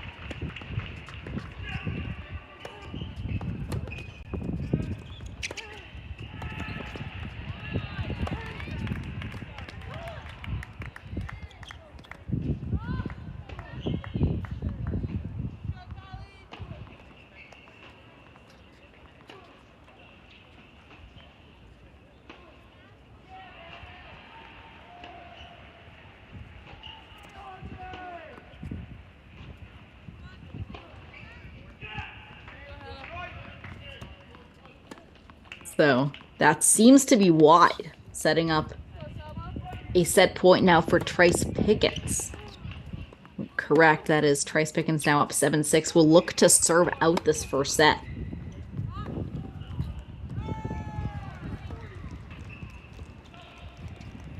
As this first set has lasted over an hour. Here at Michigan State, more like an hour and a half.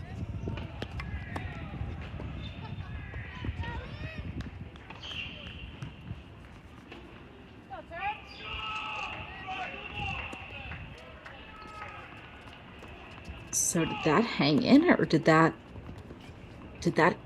clip the line? Or was that the first set?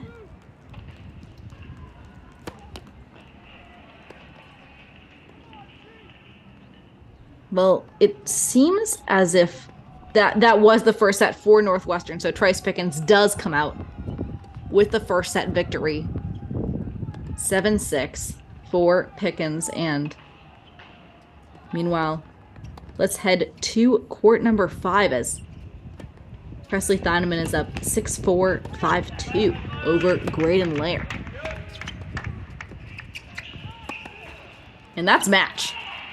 So Thieneman gets it done for the Northwestern Wildcats. 6-4, 6-2, taking care of business on court number 5. Northwestern is now up 2-love over Michigan State. And Westoff, let's head to court number 6 singles as Northwestern is up 6-1, 4-2. Gleb Becker is up 6-1, 4-2 over David Say from Michigan State. And make that 4-3 now. So 4-3 in the second set for Gleb Becker.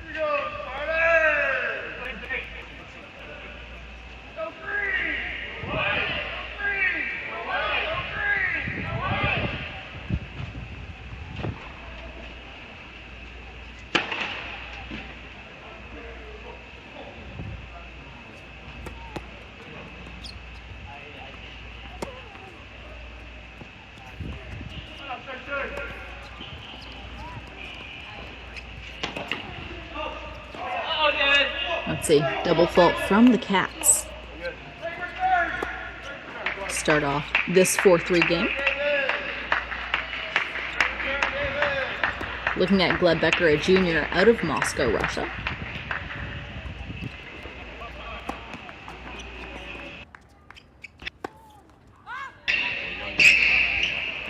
Becker with a little serve and volley action there. Some nice hands from the junior.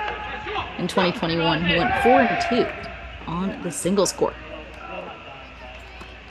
He was ranked as high as 129 in the ITF junior rankings. He also had an ATP ranking as well and represented Canada in international competition. So although he hails from Russia, it does say that he did represent Canada in ITF tournaments.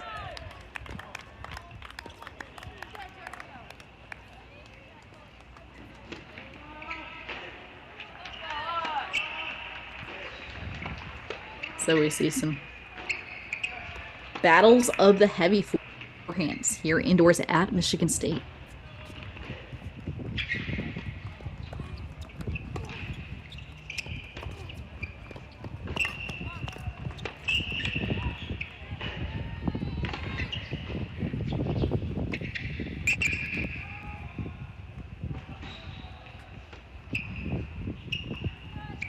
Some creative play from Becker, but that is not good enough. As we see a bit of a nervous forehand in the net there from the Wildcat.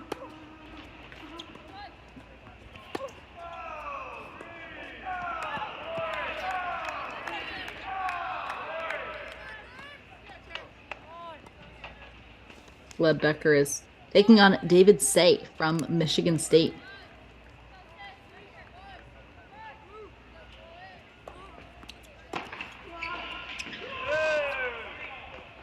David Say is a freshman out of Charlotte, North Carolina, another product of the Smith Stearns Tennis Academy.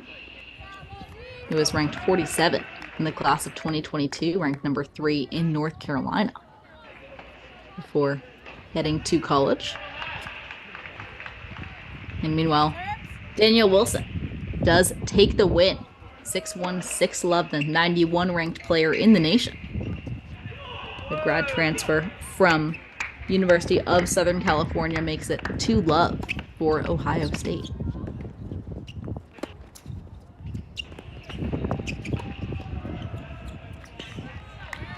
So we do see Northwestern with 2 chances now to make it 5-3 to run court number 6.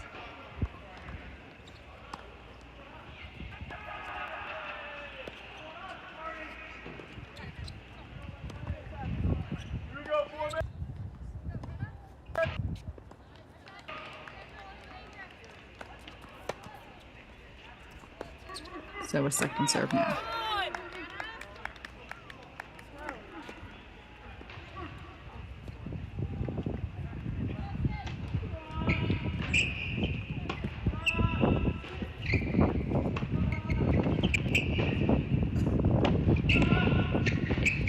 It's a forehand battle here on 6.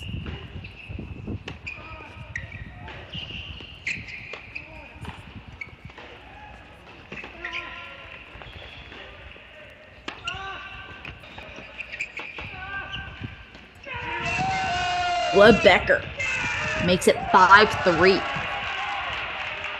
for court number 6. Meanwhile, we do see Lucia Barzal for Ohio State looking to make it 3-love for the Buckeyes. She's up 6-2, 6-3 for love over Hannah McColgan.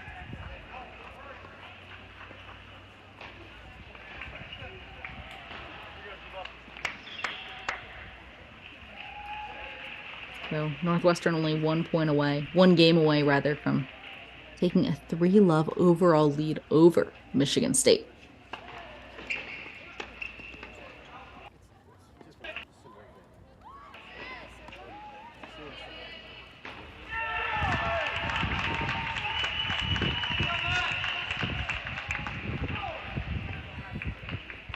So looking at this Wildcats program as a whole, the Cats are 18-8 on the year, 6-2 in Big Ten play. They've won 6 matches on the road. Today they will be looking for 7. As Gleb Becker does miss that serve return. Make it 30-love for Michigan State.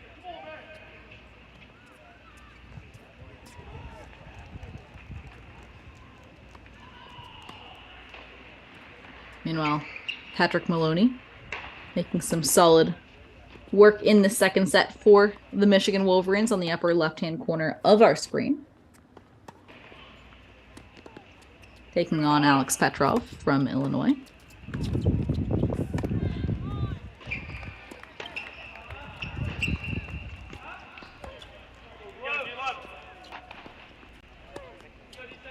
So Michigan State now, multiple chances to stay in this match. Here on court number 6.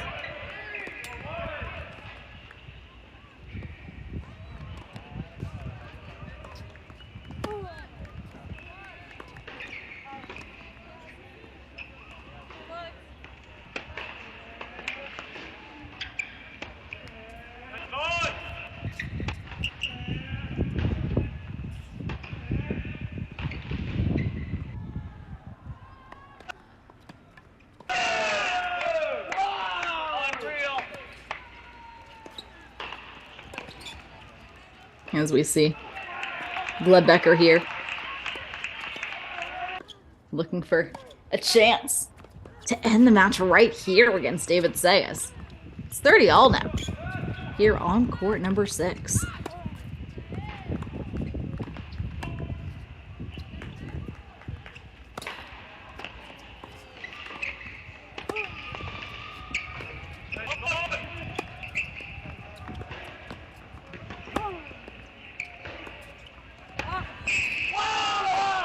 Whoa, the defense from Gledbecker, sliding forehand passing shot to set up match point for the Cats here on court number 6. Gledbecker is the kind of player that I feel like in juniors might have been a bit underrated because he doesn't move his feet as intensely perhaps as a lot of other college players, but he has a great read on the ball. And we did see that with that passing shot. Gledbecker was a step ahead there, even though the split step was not fully apparent.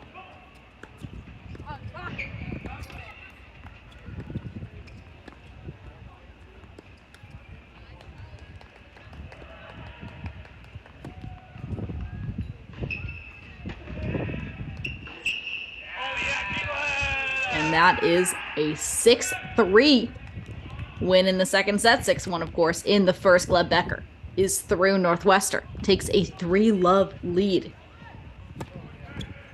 thanks to Gledbecker. So then Wildcats are only one match away from sweeping Michigan State in this Big Ten battle.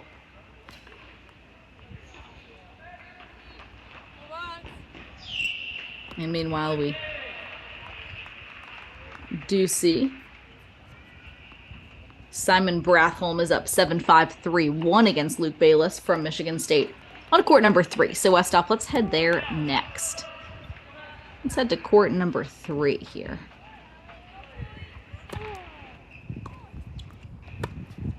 I was looking at Simon Brathholm for Northwestern. Brathholm, a graduate student out of Oslo, Norway.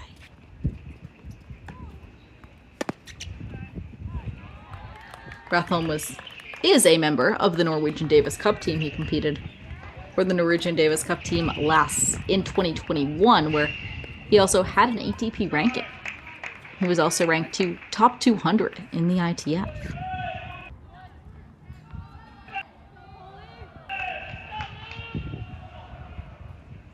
He placed third in the 2016 Norwegian Championships.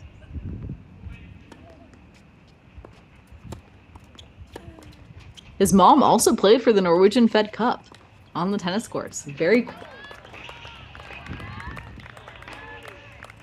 He went to high school and played on a club team with former Northwestern player Fedor Bayev.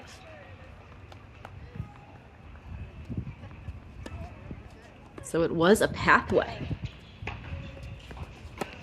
from Norway to Northwestern. So we see that is paying off for the Cats now. Up 7-5-4-1.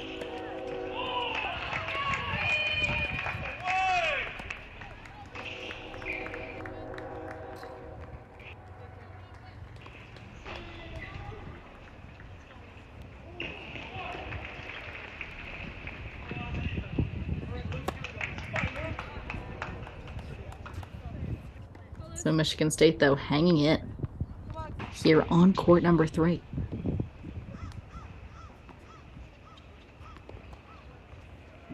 We see Luke Bayless.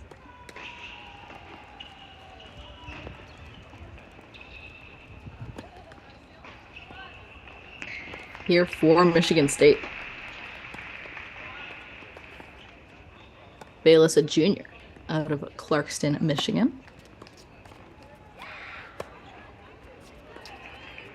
Luke Bayless led the team in singles wins with 21 overall last season as a sophomore. Was also academic all Big Ten. So Luke Bayless popping off on the court and in the classroom. Whoa. Northwestern, though, was on top of that return. Was kind of a saber a little bit. Wasn't really, but that was what Roger Federer used to do. He would take the serve return so early that his opponent was basically just landing off their first or second serve, and Federer had already hit a winner. One of my favorite moments in tennis. So it's 15-all here on court number 3.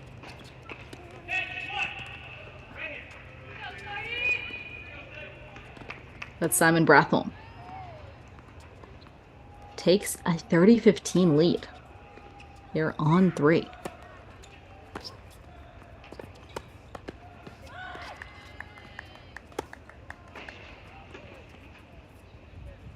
Meanwhile, looking at the other courts, Stephen Foreman does have a 6-4, 3-1 lead for Northwestern on court number 1.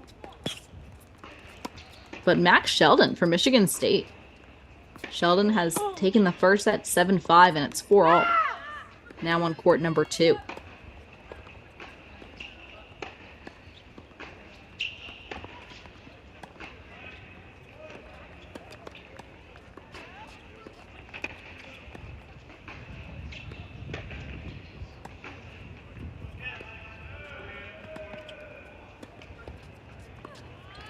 So Simon Brathholm now with a 40-15 advantage.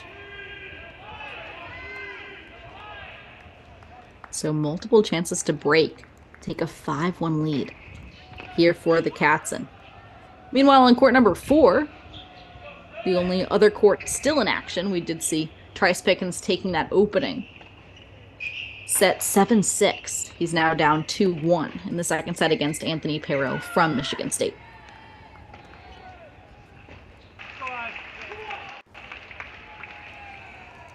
Now Brathholm has a look at the second serve.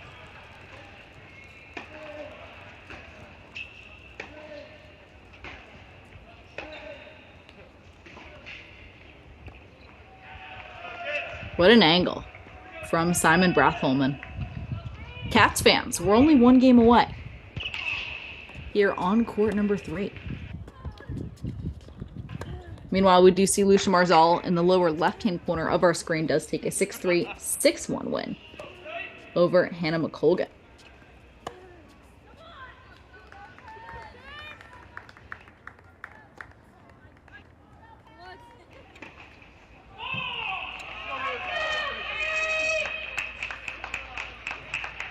So Simon Brathholm rips it and rips it for Northwestern. But it's Michigan State that takes the opening point there, as sometimes the grip and rip does not fall in.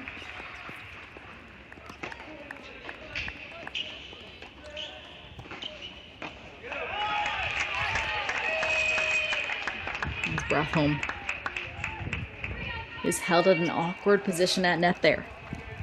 So it's love 30 now on serve for Simon Brathholm. And again, mentally, like having that first set be a 7-5 set, you know in the back of your mind that every point is important in the second set, no matter what the score is. So we do see Simon Brathholm up 5-3, but 5-1 rather, but 2 points away from a break on the other side of the net for Luke Bayless.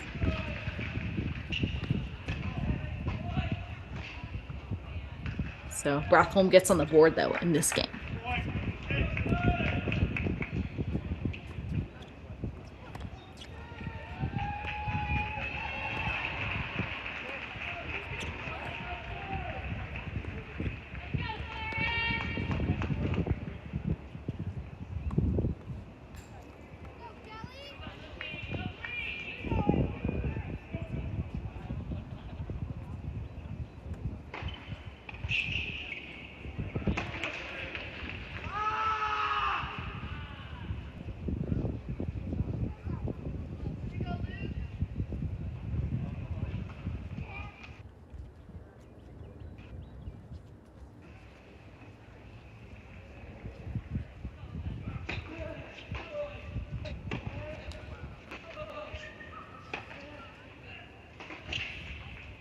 So Simon Brathholm with the forehand angle, and we've seen Brathholm do that again and again. He's able to step in and create an angle from a ball that's kind of in the middle of the court. So Simon Brathholm now ties us up at 30, so 2 points away.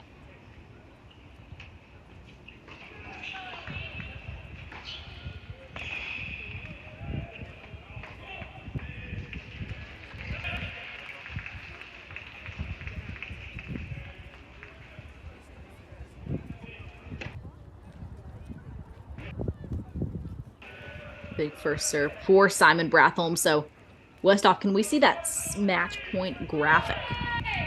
Match point graphic for Northwestern to take a very solid 4-love win over the Michigan State Spartans.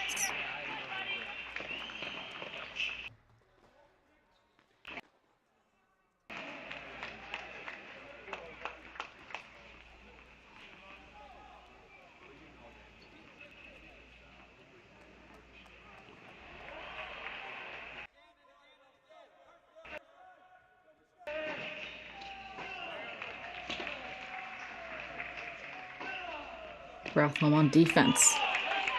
So 1 match point is saved by the Spartans, and it's deuce point, match point. Meanwhile, we have Andre Styler up 6-4, 5-all against Hunter Heck on the left side of our screen, but we're locked in on the right side of our screen at the moment as it's match point.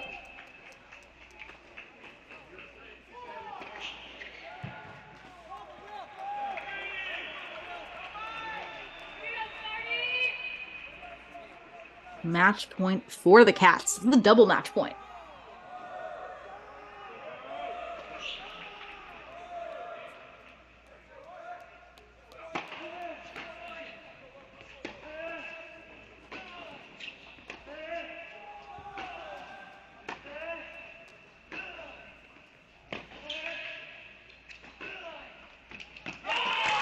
That is too good from Michigan State again. 2 match points down, back against the wall. Shout out to the Spartans for playing 2 very aggressive points. Luke Bayless just steps in and rips on those 2 points. Not much that Simon Brathholm could do, especially on that deuce point match point, and we play on. Luke Bayless, of course, still has a ton of court to cover in. It's an uphill battle for Luke Bayless now, down 5-2 in the second set. Meanwhile, Westhoff, let's hop on over to court number 1. Court number 1 at Michigan State as number 60th ranked Stephen Foreman is up 6-4, 4-2 against number 41 Ozan Barris from Michigan State. So the pathway to 4 for Northwestern is not necessarily in question right now.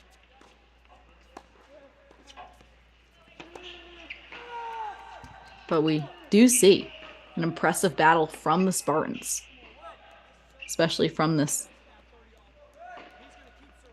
sophomore Luke Bayless on court number 3.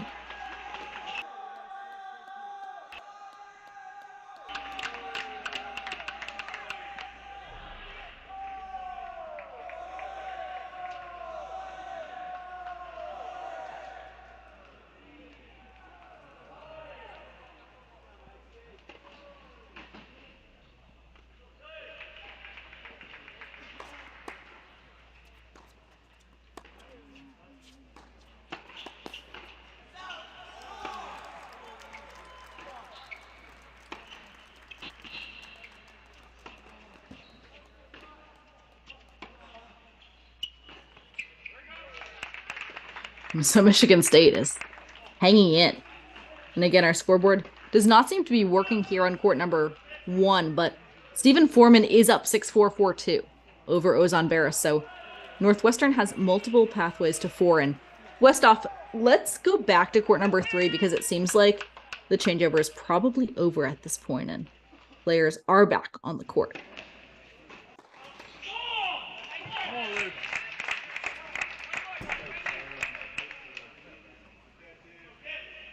So 3 points away for the Northwestern Wildcats, the number 25 team. Number 26 team, rather, in the nation. 25 plus 1.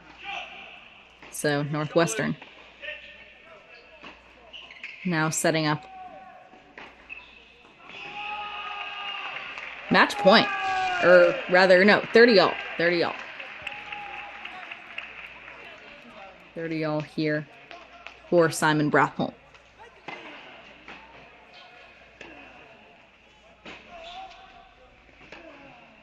Brathholm playing goalie. Goes for the down the line.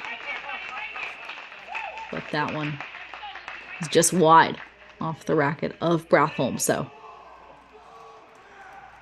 we play on. Michigan State. 2 chances to extend this set.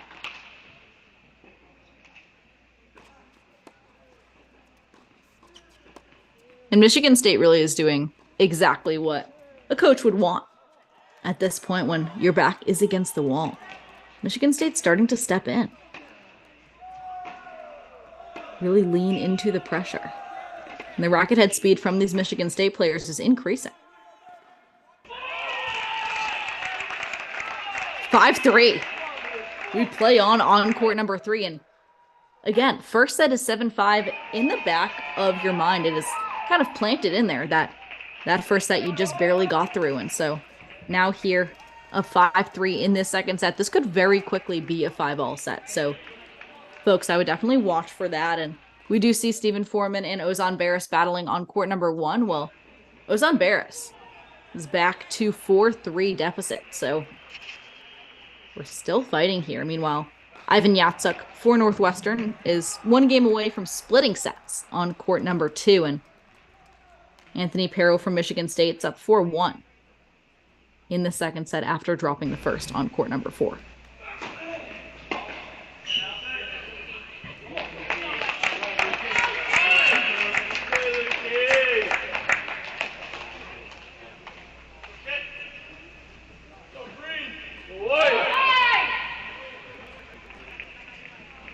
Northwestern up 7-5, 5-3. So from 5-1 to 5-3, these last 2 games have been played impeccably well by Luke Bayless, who has been stepping and taking the ball early and just taking time away from Brathholm.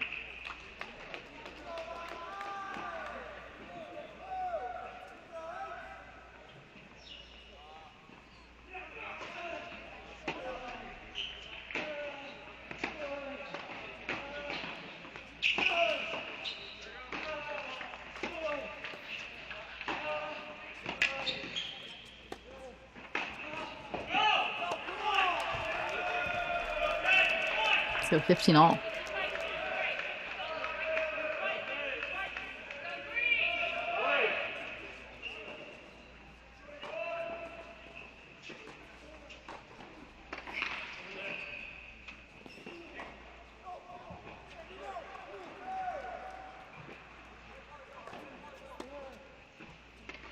So it's 15-all here on court number 3. Meanwhile, court 2 at Michigan.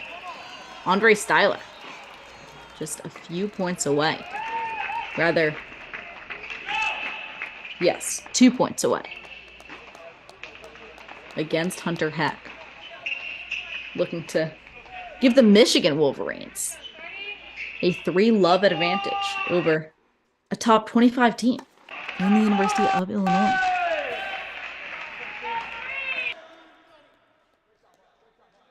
Hunter Heck fights on.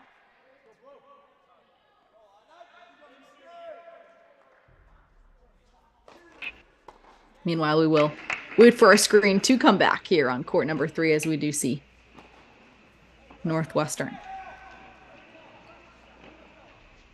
still in the lead, but fighting to stay ahead in the second set. looking to serve out this match.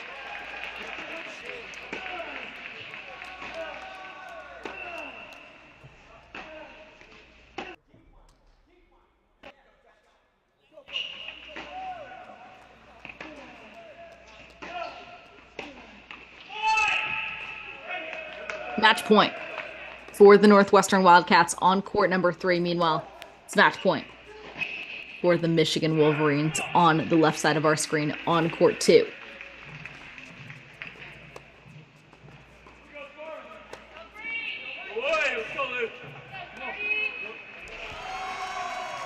So this is the match point coming up for Michigan on the left side of our screen, and it's a match point on the right side of our screen as well. Second serve for Brathholm.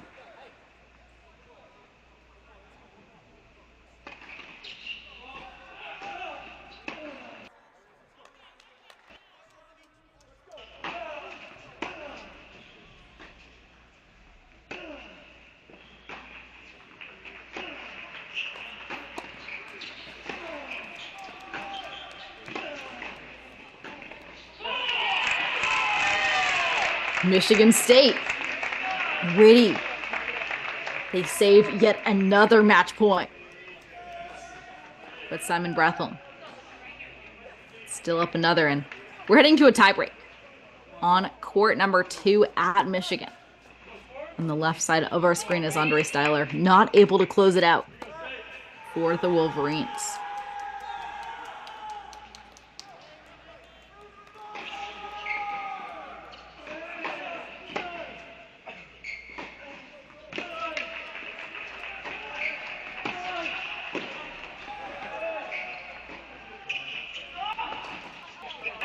That fell in. That was an insane lob from Michigan State. Luke Bayless, not to be denied. It's a deuce point match point. Match point number 3, if I'm counting correctly, as Luke Bayless. Match point number 4, rather. This is match point number 4. As Luke Bayless is just playing lights out down match points.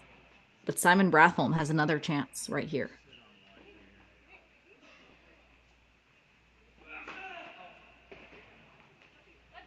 Second serve.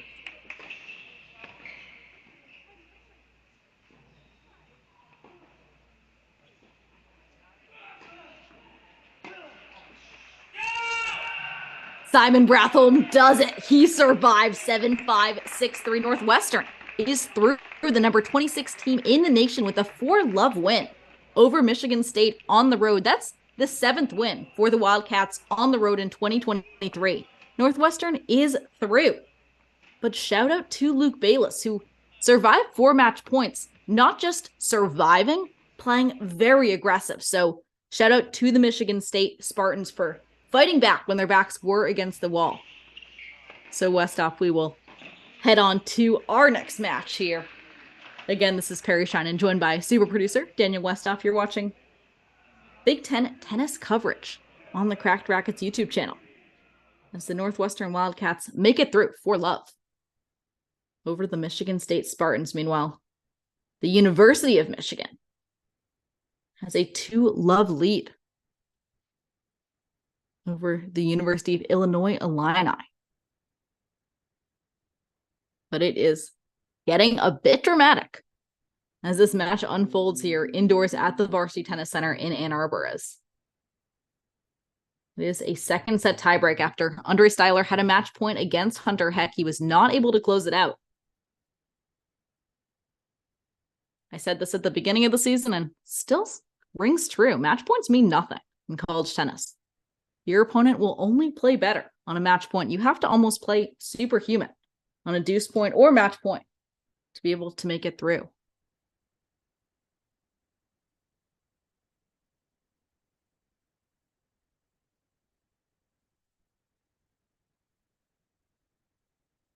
So we are tied at 2 in the tiebreak as Andre Styler takes on Hunter Heck.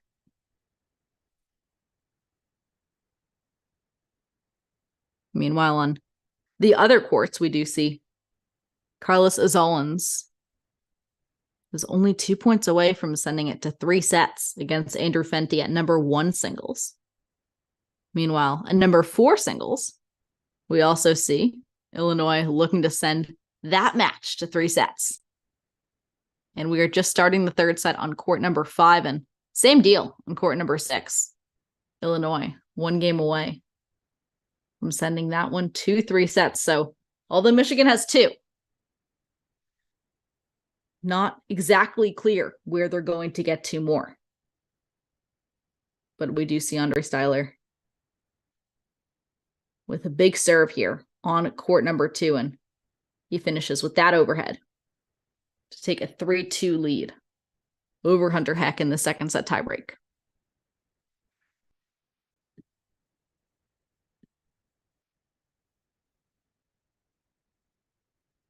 Andre Styler is a senior out of the Czech Republic. He's a 3-time first team All Big Ten member. He won 18-3 this season so far on the singles court, including 14-1 in dual matches. This guy does not lose a lot. He's currently on a 7-match winning streak. His career high is a streak of 10 matches in a row. So he's a bit of a lock for the University of Michigan. As we see if he can stay locked in here against a gritty Hunter Heck, as where we will take that scoreboard away from the lower left of our screen at this point in the tiebreak, since unfortunately that scoreboard is 1 point ahead of us. So we are tied at 3 here at the Varsity Tennis Center. And looking at Hunter Heck for the University of Illinois, Hunter Heck has been battling this match, and he's been battling for a few years. He's a junior from New Brighton, Minnesota, so he has some experience under his belt. He's 60-28 overall for the Illini. And I mean, in his first 2 seasons, he played so many matches for the Illini that he just has a lot of experience compared to some other players that maybe by their junior year haven't played as many matches. He was in the lineup constantly. He went 17-6 his freshman year and went 24-9 his sophomore year. So now this season so far, he's 19-13. Last year, he was undefeated in Big Ten play. He went 5-0 at the number 1 single spot.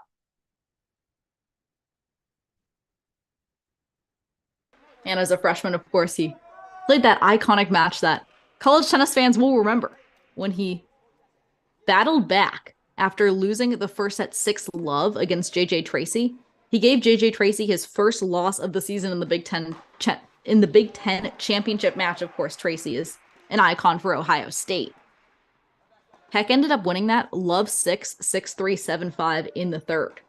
That was really when he got on the board nationally in the college tennis space, and he was a blue chip in juniors, so of course he was already a known commodity among junior tennis players, as we do see. Court 4 is also in a tiebreak, so we will keep our eye on that breaker as well. And, Aaron Schneider and William Ross are battling it out, so it's 5-4 right now for Hunter Heck.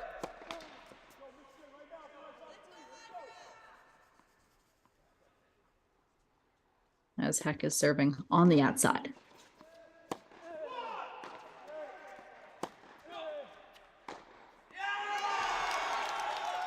That's big. William Ross, meanwhile, gets on the board on court number 4, and we just saw Andre Styler threading the needle to make it 5-all.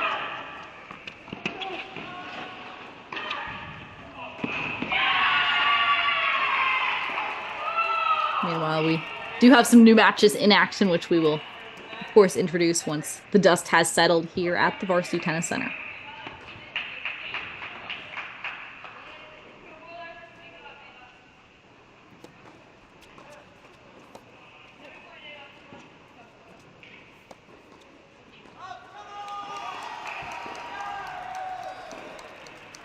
So Andre Styler sets up a match point for the University of Michigan.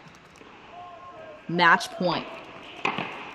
Meanwhile, Nino Ehrenschneider has jumped off to a 4-1 lead in the second set tiebreak on court number 4 after taking the first set. So this match could be over in 5 minutes or an hour. As we see Andre Styler. Match point. Westhoff, could we see that match point graphic for Styler here on court number 2? Match point for the Wolverines.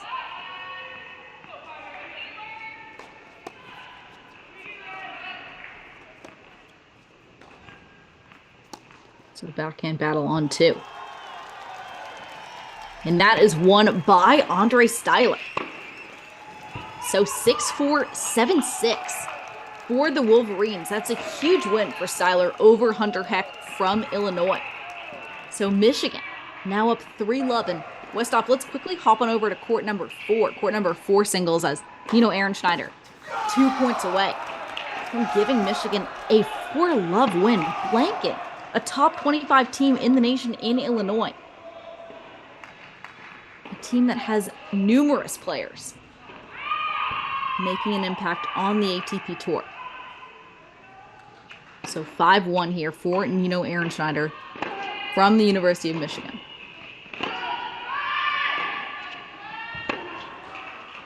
Ehrenschneider is a junior out of Berlin, Germany. As we see the players coming back from the changeover. Meanwhile, in the upper left side of our screen, we know that's Wisconsin women, as Ava Markham is in a tiebreak closest to our screen. We will check in with Markham and the Badgers shortly after this.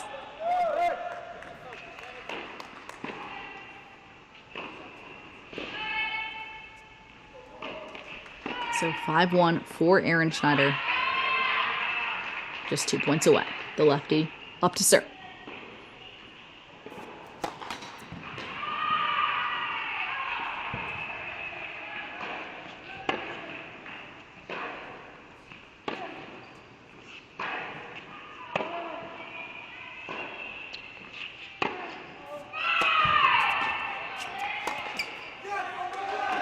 That is a bit of a miss hit there, as William Ross stays in it.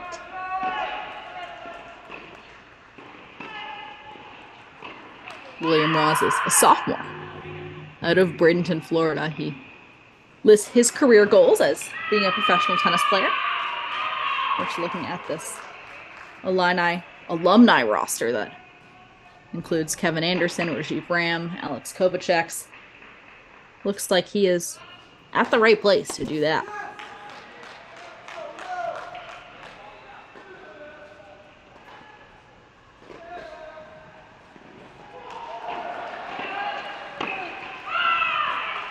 So big serve from Ross makes it 5-3 now. Ehrenschneider leads here on court number 4. Or rather, that was a second serve. So we continue play.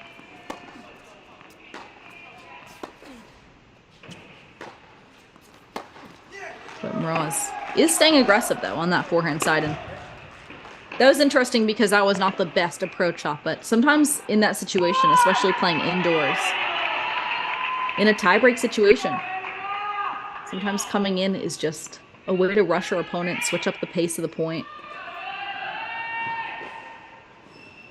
As we see Ross throwing everything he can at Ehrenschneider here in the second set to try to force a third. Meanwhile, on court number 5, Gavin Young out to an early 2-love lead over Oliver Okonkwo in the third set. So Wolverines do have third set leads on courts 1 and 3. Meanwhile, it's a second set tiebreak on court number 6 as well. Here at the Varsity Tennis Center. So it's 5-4 now. Nino Ehrenschneider is going to look to serve it out for the Wolverines. And in the second set tiebreak on court number 6, where Jacob Bickerstaff did take the opening set for the Wolverines, it's now 6-all, 5-4 for Bickerstaff in that second set tiebreak. So this one does not go Aaron Schneider's way. Wolverines do have a potential other option, but Aaron Schneider now looking to serve it out.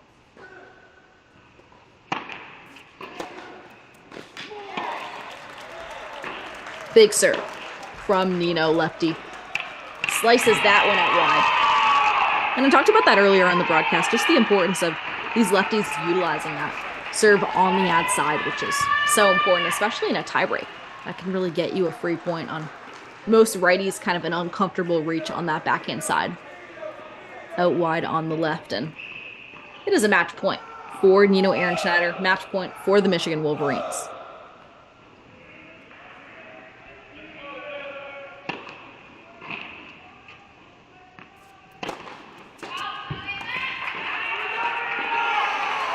That's a win for the University of Michigan. Nino Aaron Schneider, 6-3, 7-6 over William Braz.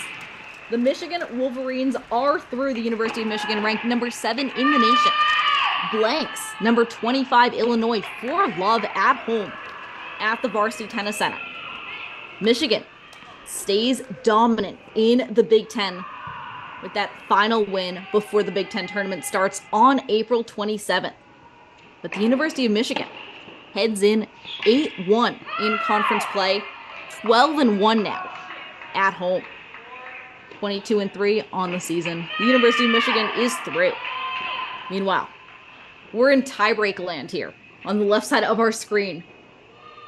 Wisconsin, Ava Markham now with a set point, up 6-4 in the first set, in this first set tiebreak.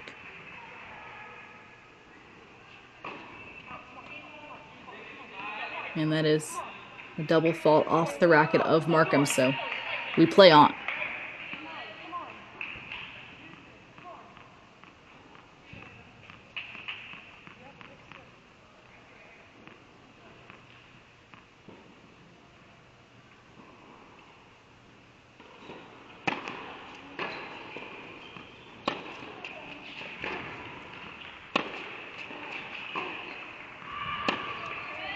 Nice depth here indoors on this set point.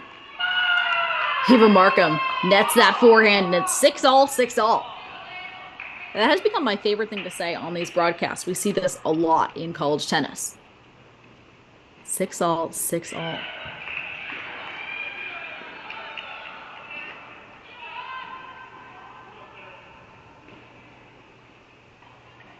As we see.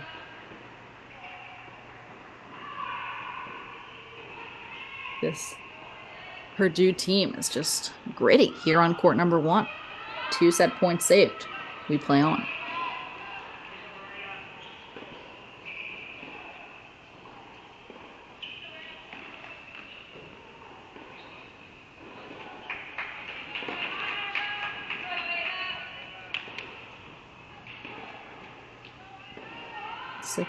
Six all Markham. Now looking for her signature forehand return.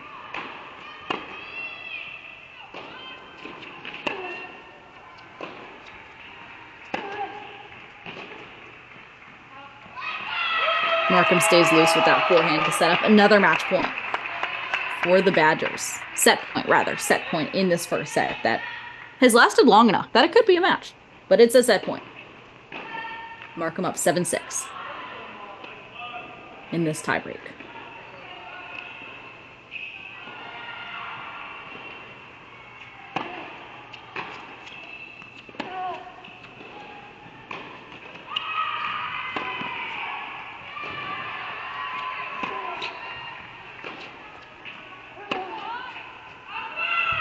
Markham overhits that forehand a little bit, and we play on. 6-all, 7-all, match point number 3 is saved by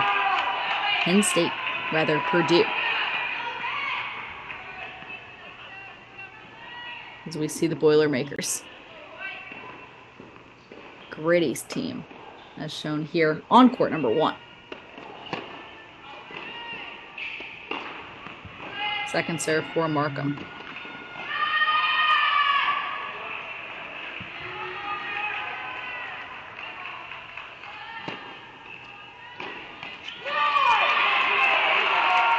Match point number 4 for the senior.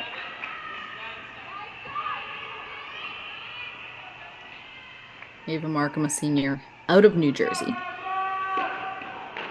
A former doubles partner of mine, which is why I'm looking for that forehand return here. Markham likes to take that forehand return very early. So we'll see if Norman is able to keep it to her backhand side on this match point number 4.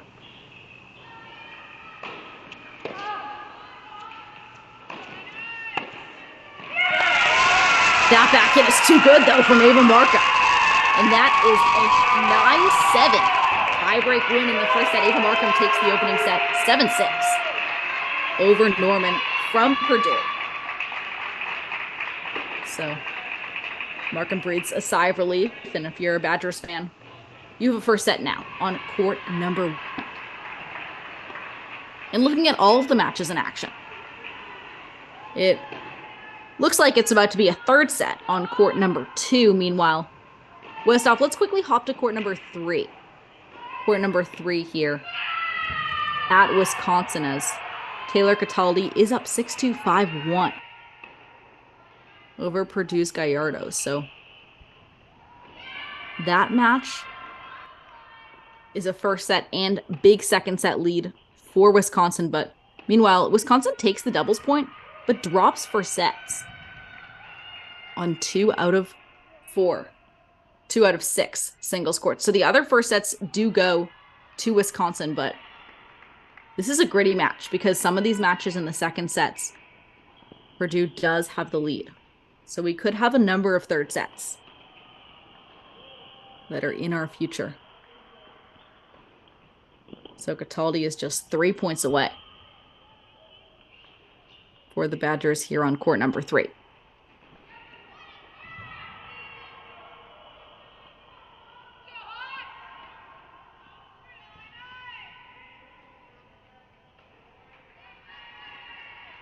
Looking at Cataldi, she's a sophomore out of Corona, California, on the far side of our court.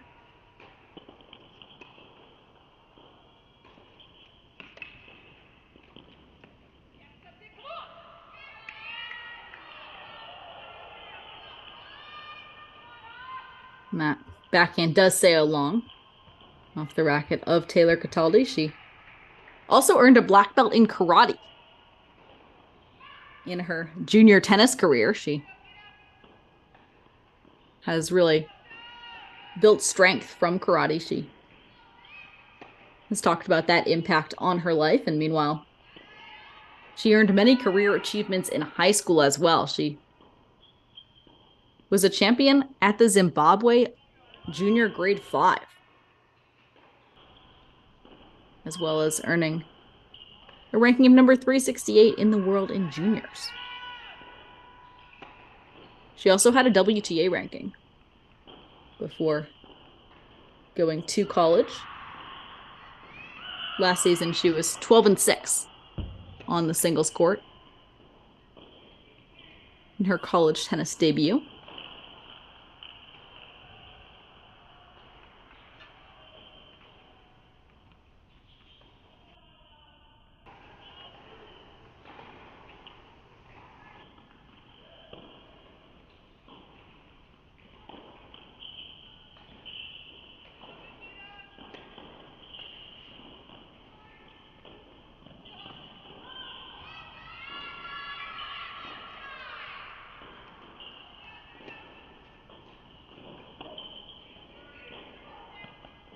So Taylor Cataldi just a few points away here on court number 3. And it is a break point, though, for Gallardo, as we see Purdue battling back.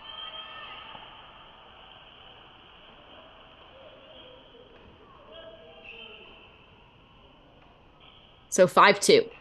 Taylor Cataldi leads in this second set.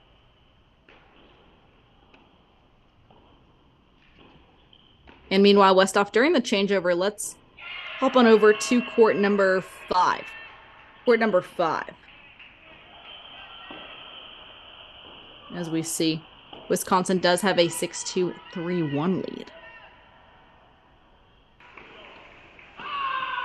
Looking at Xinyu Kai, a senior from Wuhan, China.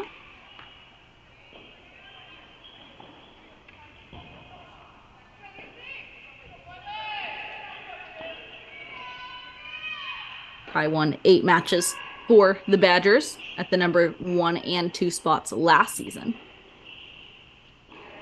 So we do see her moving down to court number 5 and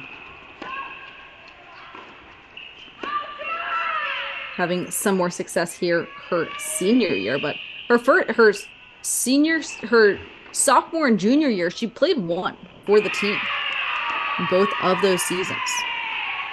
So it's always interesting to see a player that played so highly in the lineup and then moving down. And sometimes it helps players, sometimes it hurts, it depending on your confidence levels. Because there are 2 ways to look at it, of course, is that if you're being moved down, perhaps you aren't being seen as the top player on your team. But another way to look at it is that you're playing a lower level of competition than you were those past 2 seasons. So it gives you a chance to get some more confidence wins. As we do see Kai up a set and 3-1 here on court number 5.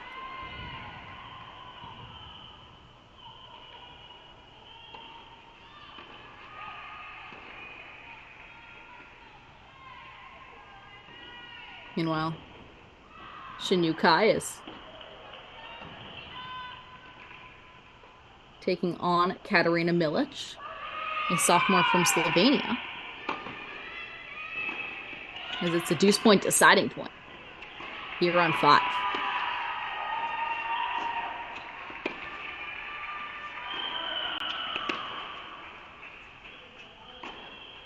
Xinyu Kai looking for forehands, and that one sails long though. So it's 3-2. Milic is back in it here in this second set.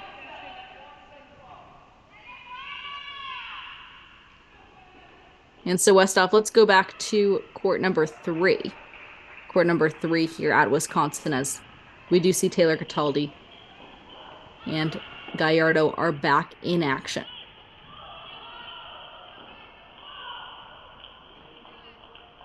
And Carmen Gallardo is doing a great job of really also starting to play more aggressively when her back is against the wall, as we see Gallardo up 30-love.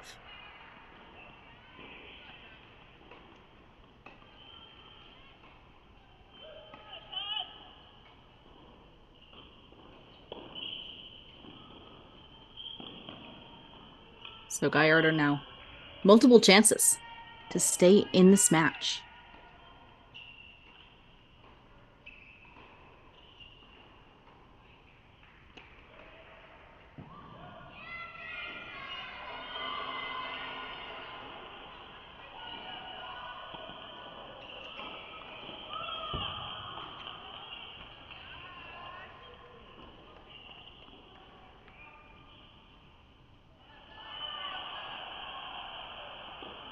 So Cataldi really wants to be aggressive on that forehand side. She's turning on it nicely, taking that ball nice and early, but we do see some nervous slices off that backhand side from Cataldi.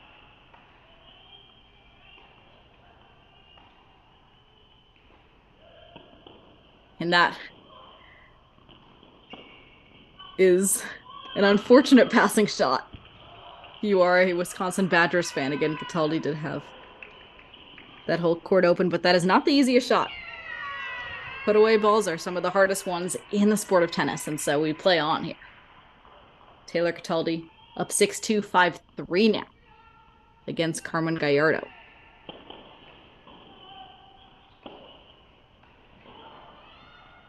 Gallardo, only a sophomore, but played in all 25 matches last season for the Boilermakers, so she has college tennis experience at this point.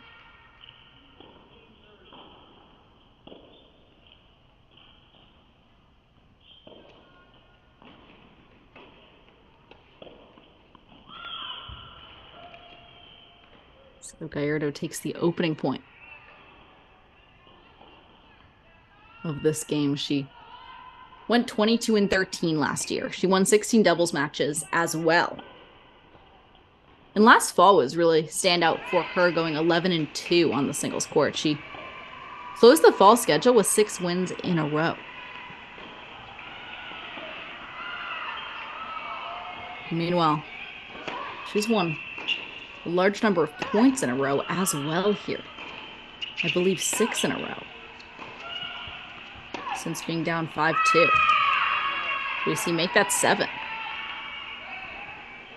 And so it's easy to do when you're ahead big in a second set to, after taking the first, to lose a bit of patience. And we're seeing Taylor Cataldi do that, spraying a little bit on that forehand side. And so if you are coaching a player like Cataldi, the answer would probably be to just simplify.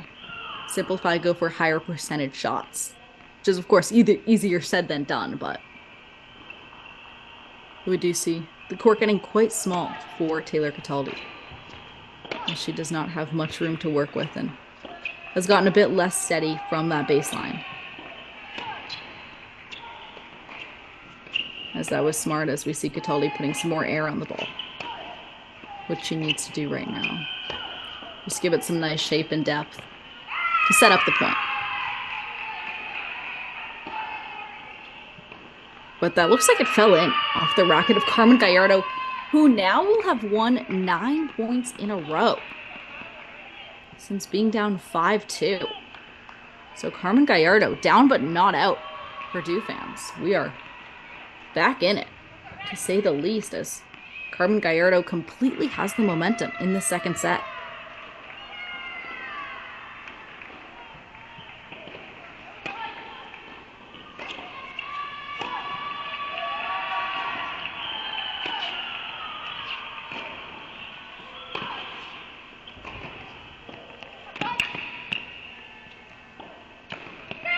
Gallardo, 5-4 now. She leads. She trails in the second set, but you know what? It feels like she's ahead because she has completely turned the tables in this second set. So we will, of course, bring this match for you back after the changeover. But Westhoff, in the meantime, let's check out court number 5. Let's go back to court number 5 because Shin Kai is up 6-2, 4-2 now over Milic. So we do see that match is near potentially giving Wisconsin a 2-love lead, near potential completion. Meanwhile, on court number 2, Maria Shalakova is up 6-3, and it's 4-all in the second set for the Badgers as well. So we do see the Badgers starting to open up a potential pathway to 4, but again, there's a lot of work left to be done here at Wisconsin.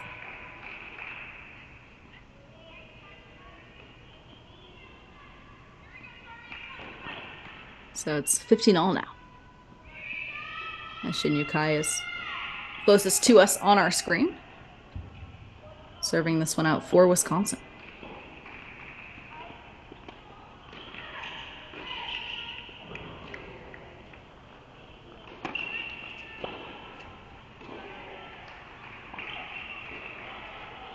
So second serve now for Shin Kai.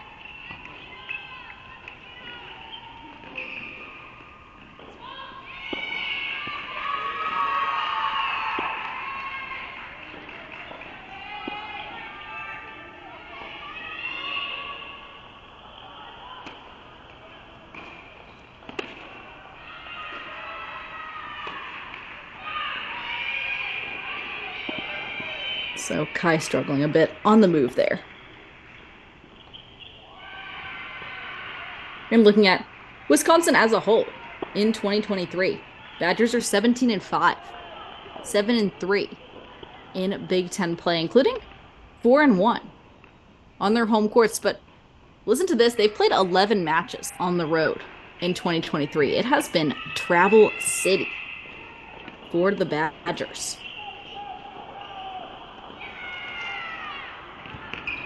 As we see this Wisconsin team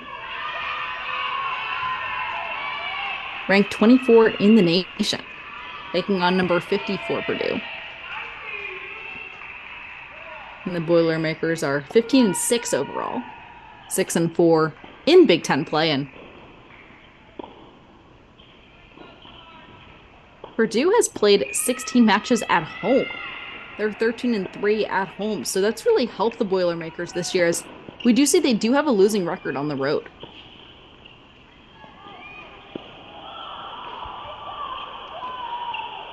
But meanwhile, it's 30-all.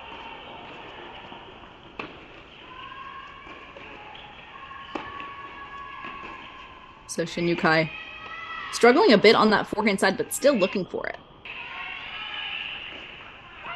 And she does go to the forehand slice there, and it works. Miraculously. 40-30. Shin Yukai leads here. So 2 chances to go up 5-2 in the second set. And it's always a balance when you're ahead and are trying to avoid going for too much and avoid over swinging that. It's very easy to start under swinging. At least it was for me. And we see Shin Yukai doing a good job of still swinging through that forehand side. And looking to stay aggressive here. And she does. So 6-2, 5-2. Kai leads on court number 5. And Westhoff, meanwhile, we do see Taylor Cataldi just coming out with the win, 6-2, 6-4. So it's 2-love now for Wisconsin. And during this changeover, let's check out court number 4. Court number 4 here at Wisconsin, as Purdue is up 6-4, 4-3 against Alina Mukurtova. For Purdue, we check out the Boilermakers. Kennedy Gibbs, just a freshman out of Houston, Texas. She was ranked 247 in the world in the ITF juniors. She was a 5-star recruit, ranked top 35 in the nation. In Westhoff, no worries if we don't have that camera. We can just head on back to court number 5 at this point and see if Shin Yukai can close it out. So actually, let's just head back to court number 5 at this point to see if Shin Yukai can give Wisconsin a 3-love lead over Purdue. So again, Wisconsin has 2. Badgers need 2 more.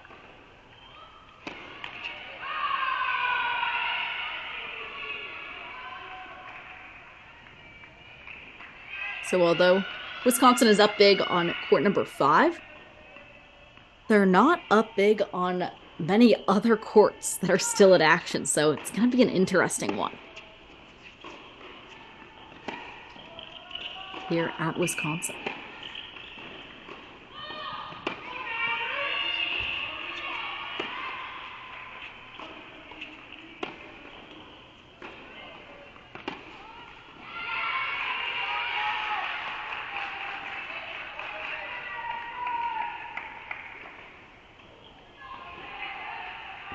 So although Shin Yukai is close to potentially closing this one out, Northwestern is actually about to clinch because 3 courts are just 1 game away. So Westhoff, let's actually make Northwestern our big screen. Perfect, as we see the Cats are up 6-1, 5-1 here against Nebraska. Northwestern women are on the board now in the ITA rankings after spending most of the season not in the rankings. They are ranked 74 in the nation, taking on number 68 Nebraska. So on paper, this would be an upset for the Cats. As we see Northwestern just 3 points away, 2 points away now here on court number 6. So courts 1, 3, and 5 are all 1 game away. So Northwestern could be going from 1-love overall to 4-love in about 2-3 minutes. As we see the Cats staying aggressive here on court number 6. And that is match point for Northwestern on court number 6.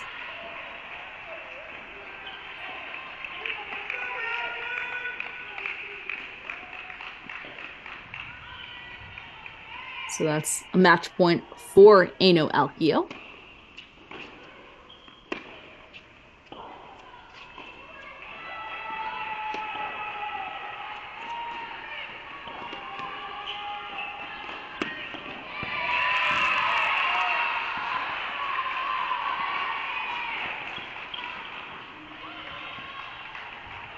So Aino Alkio misses that volley, and we play on court number 6 meanwhile.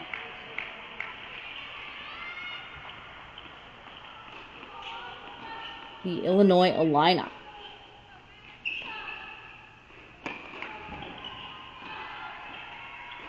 are facing Iowa. Illinois is 31 in the nation. Iowa women are 53. That's in the lower left-hand corner of our screen.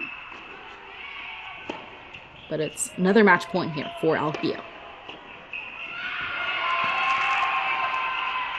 And Aino Alkio comes up with a 6-1 win on court number 6. And meanwhile, court number 3 ended as well. So let's head to court number 1, Westhoff. Court number 1, as we see if Maria Shusharina can close it out for Northwestern. Shusharina's up 6-1, 5-3 over Isabel Gallego from Northwestern, from Nebraska rather. As we see Northwestern now up 3-love overall. So it is 5-4 now. 5-4 now for Shusharina. In Westhoff, in the meantime, let's just stay with this changeover actually, as we do see Maria Shusharina, a junior from Moscow, Russia, looking to close this out for the Cats. Shusharina won 8 matches in 2021 for Northwestern, competing primarily at the number 1 single spot. So she's back at that number 1 spot in 2023.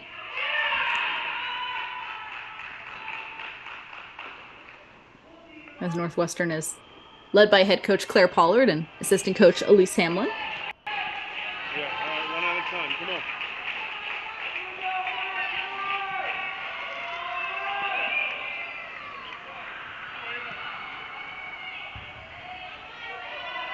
So that's a big serve from Nebraska. As Isabel Gallego takes a 15-love lead here on court number 1. Meanwhile, Wisconsin is now up 3-love. As we do see Shin Yukai with a 6-2, 6-2 win on court number 4. Rather, court number 5 that was. And now Wisconsin just needs one more.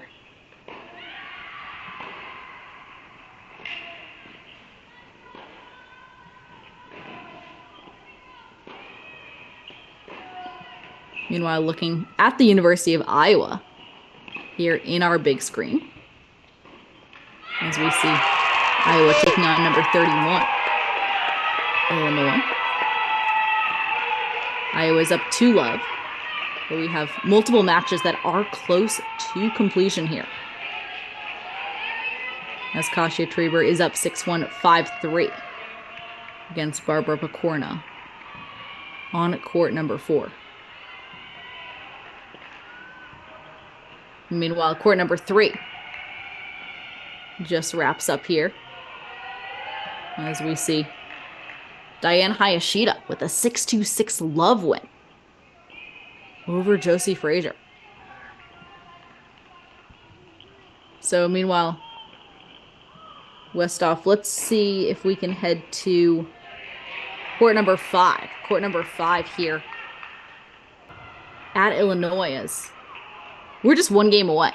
Vipasha Mehra is up 6-3, 5-1 over Kita Ferrari.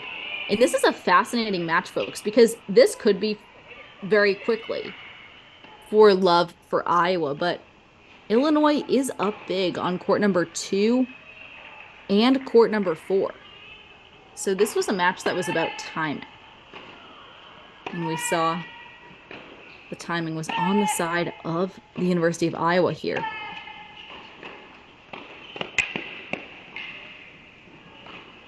As Iowa's now just a few points away here on court number 5 as Vipasha Mehra is up 30-15 in this game. Up 6-3, 5-1.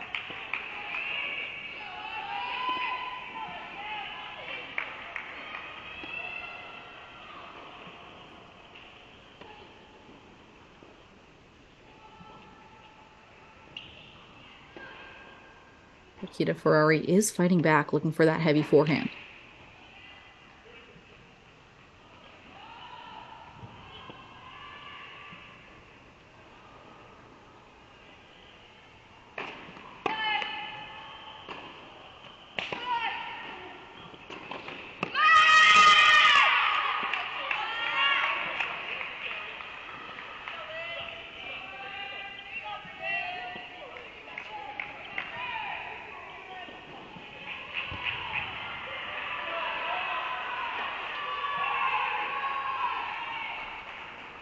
So that sails long off the racket of Iowa. Meanwhile,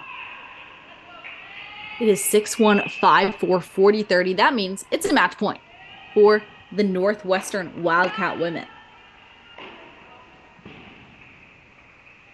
As we see Maria Shusharina here, looking for a big win over Isabel Gallego.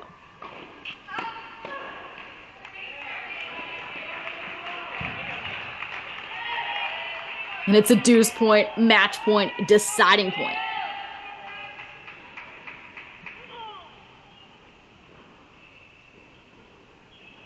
Unless that was just that deuce point. That was the deuce point because we do see Isabel Gallego handing the balls over to Shusharina. So we play on. It's 5-all now. 5-all here on court number 1. In Westhoff, let's bring back court number 5 at Illinois into our big screen. Let's actually bring back court number 5 at Illinois as we do see it is now 6-3, 5-2 for Vipasha Mehra. So we see Mehra trying to close it out for the Iowa Hawkeyes. The Iowa women ranked 53 in the nation. This would be a pretty big upset, taking down number 31 Illinois.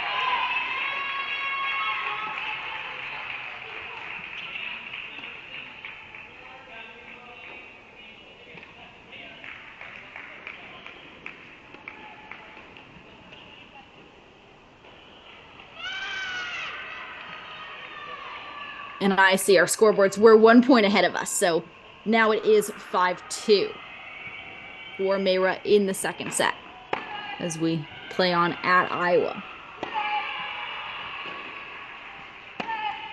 Meanwhile, Westhoff, let's bring back this Northwestern match into our main screen as it's 5-all in the second set after Shusharina takes the first 6-1.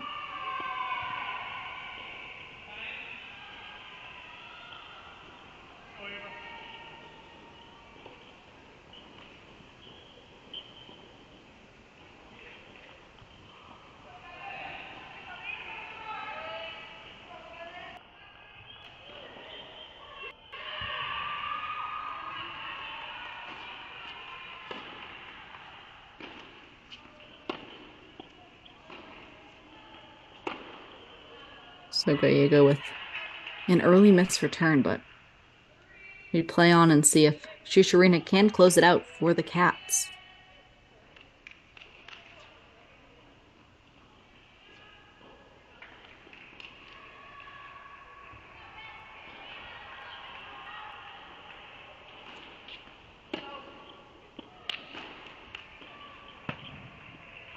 Meanwhile, a fascinating match between Illinois and Iowa in the lower left-hand corner of our screen. A match that could very easily be a 4-3 match, even though it is only 2-love for Iowa at the moment, with just the way that these matches are unfolding. Meanwhile, Wildcats up 40-15. Multiple chances to go up 6-5 in this second set.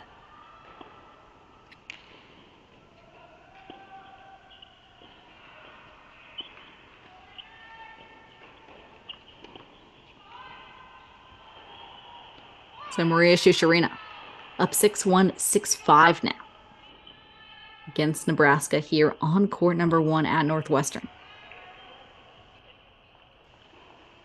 And meanwhile, Westhoff, let's make court number 5 at Illinois our main screen. Court number 5 at Illinois.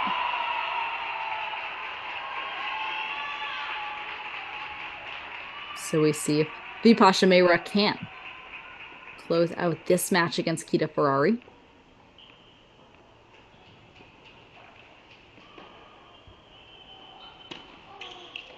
As this is the 15-all point.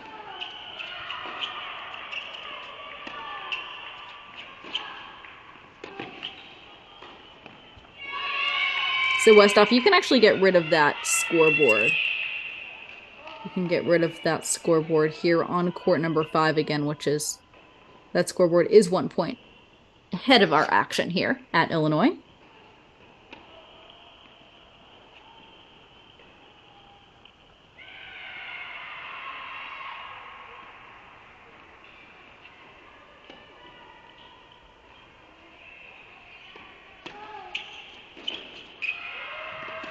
As we see Kita Ferrari with the slicing on both sides.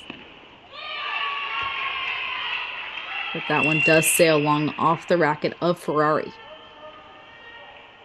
So that sets up 30-all here on 5.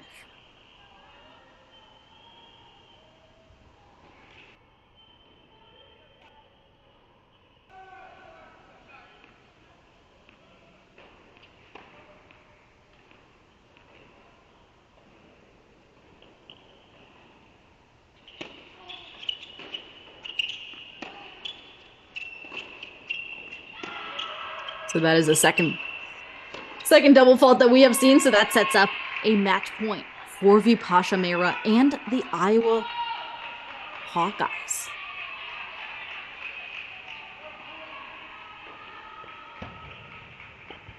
Mehra with a look at the second serve.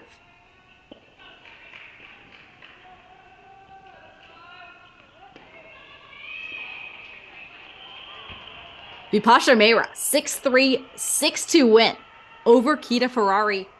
Here for Iowa now, up 3-love over the Illinois Illini. Again, Iowa, 53 in the nation, looking to take down number 31, Iowa, at Illinois. Rather, 31 ranked Illinois at Illinois. This would be a huge win on the road for the Hawkeyes, who still need one more. And the question for Hawkeye fans is, where is that going to come from? So, Westhoff, let's check out court number 1. Court number 1, because Samantha Mannix from Iowa did win the first set 6-2, but we're seeing Ashley Yao with a 5-3 lead in this second set.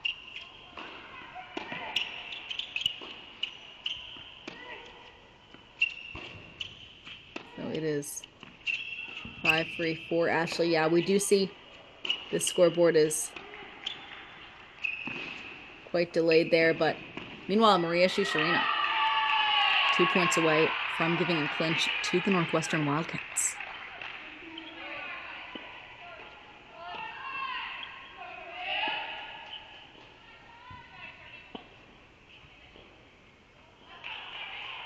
So Shusharina, match point. Match point for the Wildcats. We're up 3-love against Northwestern again. Against Nebraska. Again, Northwestern looking for a bit of an upset on paper, according to the ITA rankings.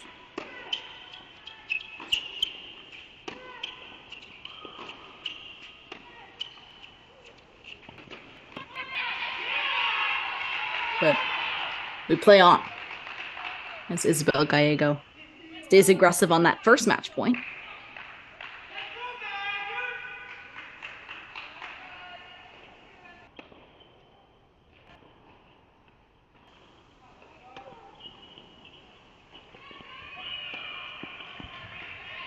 And Isabel Gallego rips another forehand on the second match point. So that's 2 saved off the racket of Gallego, and match point number 3 here on court number 1.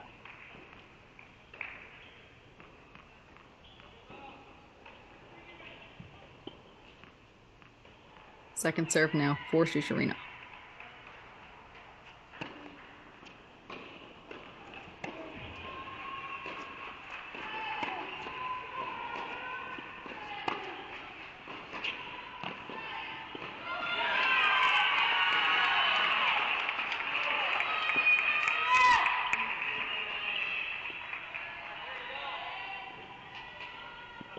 Gallego's just ripping that forehand.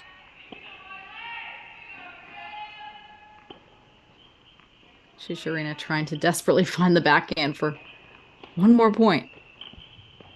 Maria Shusharina, though, finds the forehand. Match point number 4.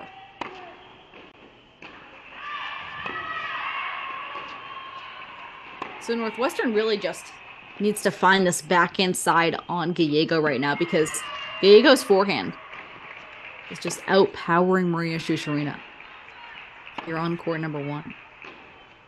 So we have a deuce point, match point, deciding point. Westhoff, could we see that graphic?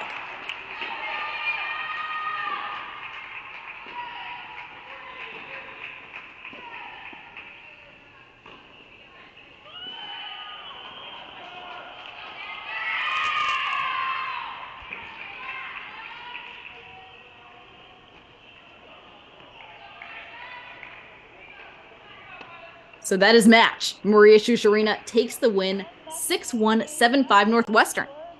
Storms to a 4-love win over Nebraska.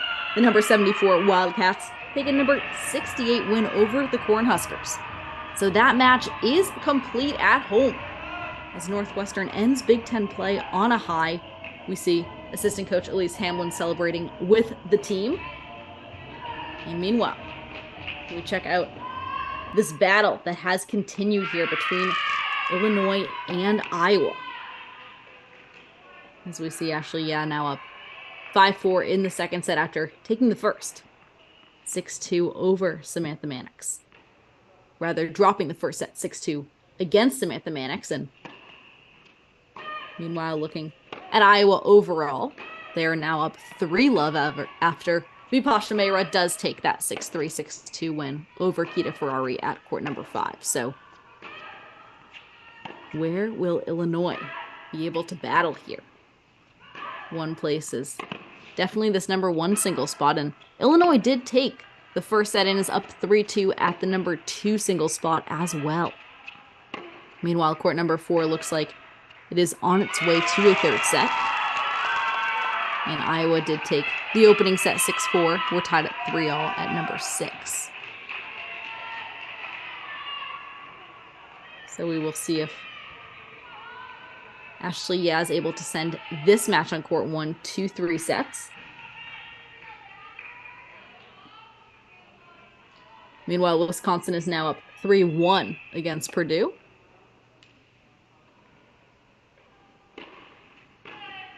As we hang with this battle here on court number 1 is Ava Markham.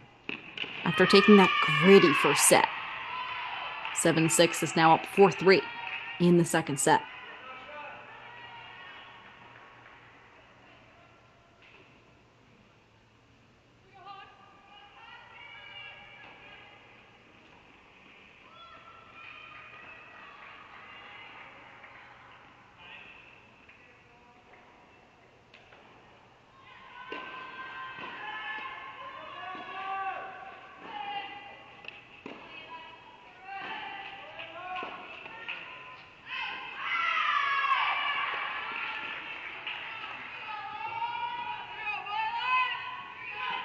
Meanwhile, look at the depth on court 1.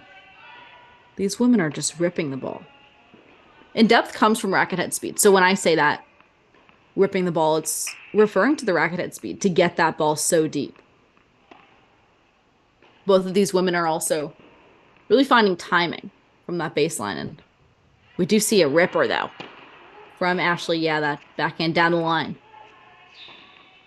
Passing shot. And meanwhile, on the left side of our screen, Ava Markham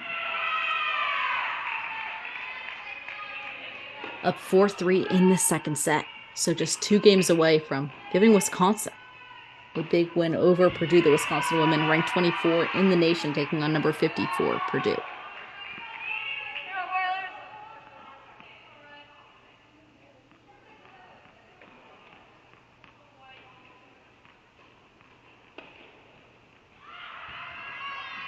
So that sails long off the racket of Samantha Mannix, and seems that we are heading to a third set. But our scoreboard might be a bit ahead of us as well here on court number 1.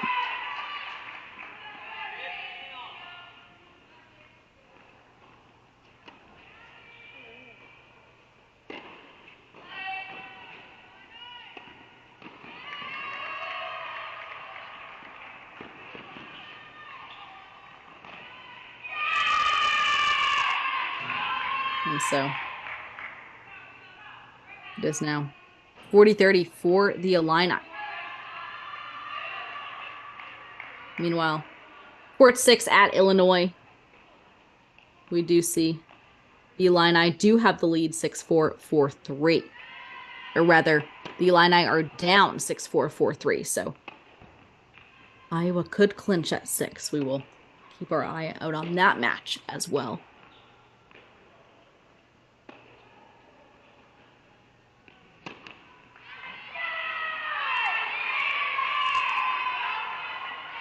So we do see the scoreboard updating here for us, and it seems that it might be 5-all now here on court number 1, but we will, or no, it is deuce point, deciding point, set point. Westhoff, could we see that graphic for the deuce point deciding point here on court number 1?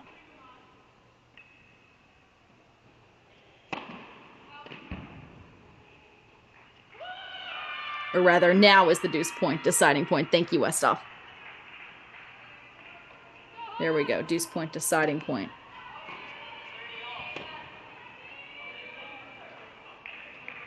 Meanwhile, Ava Markham continues to push ahead here on court number 1 at Wisconsin on the left side of our screen as she looks to give the Badgers a potential clinch.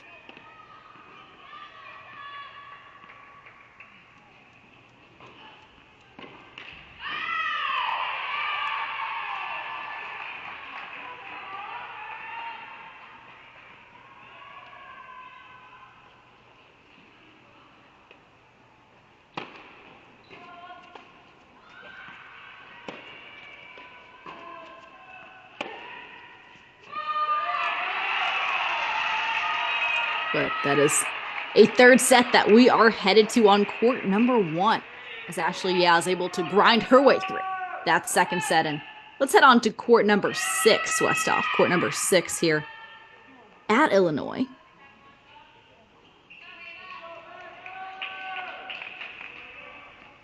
As Pia Cranholt from Iowa is up 6-4, and it's 4-all in the second set against Violetta Martinez.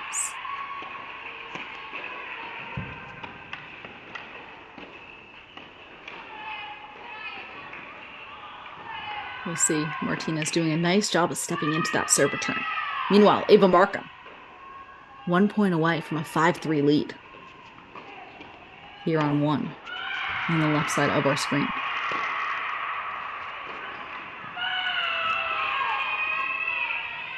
But Markham does overshoot that one a little bit, so it's a deuce point deciding point on the left side of our screen.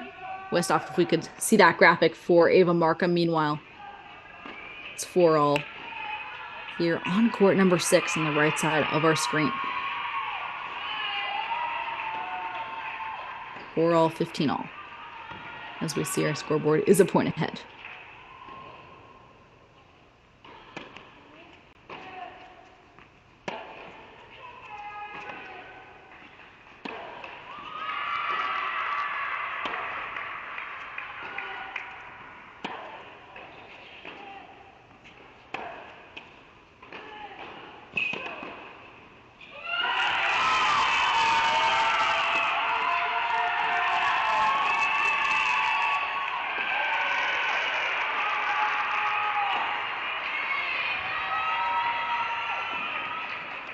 So it's a dropper, but Cranhold is there.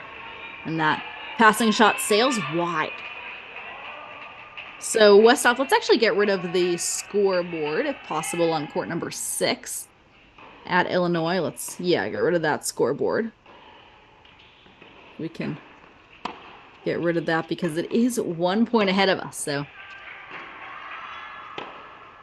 we don't want any spoilers. Meanwhile, it's 30-15 for Pia Cranhold.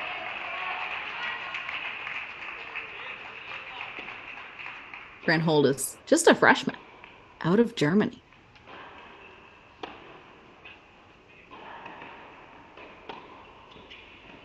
She was one of the top players in junior tennis from Germany. She won multiple Women's Open tournaments, including a doubles title at the German Junior Nationals.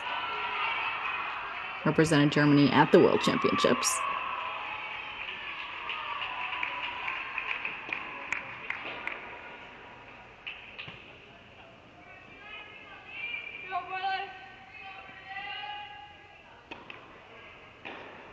So we'll see if it's a lot on the shoulders of a freshman. Again, especially players that don't have a lot of college tennis experience. Even if you have a ton of junior tennis experience, it's a whole different ballgame. When the pressure of representing your university, of wanting to, of course, never let your own teammates down. There are a lot of different factors that go into a college tennis matches. We do see a deuce point deciding point here on court number 6. Westhoff, we could quickly see that graphic.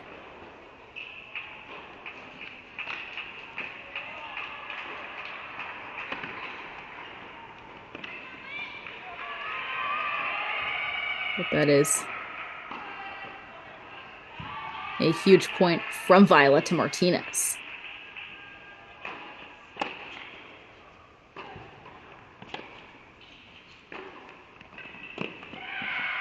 Seems as actually rather this is the deuce point deciding point. Here we go, deuce point deciding point. As Iowa looks to take a 5-4 lead in the second set.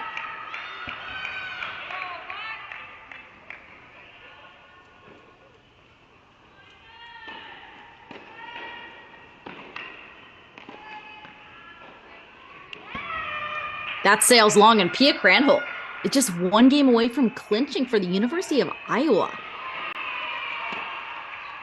The freshman from Germany is able to play that deuce point. Very smart, just wait for an error. Sometimes that is what you have to do. And again, it's very contextual. Like, you have to figure out if your opponent has the potential of missing on that deuce point, because it is a risk sometimes to not step in on a deuce point because your opponent might do it first, and we've seen that all day today. We have seen that all day as players who have their backs against the wall are finding big forehands on those deuce points and match points. And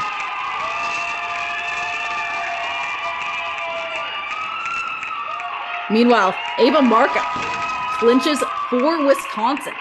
It's a 4-1 win for the Badgers. Markham with a 7-6, 6-3 win over Norman here on court number 1. Again, Markham really won that match with that gritty win in that first set tiebreak that we saw, 9-7 over Norman. And Markham gives the Badgers a 4-1 win at home over Purdue. So Wisconsin ranked 24 in the nation. Takes down Purdue, ranked 54, and now it just comes down to Pia Cranhold, the freshman from Germany, taking on Violetta Martinez. Here on court number 6, Cranhold up 6-4, 5-4.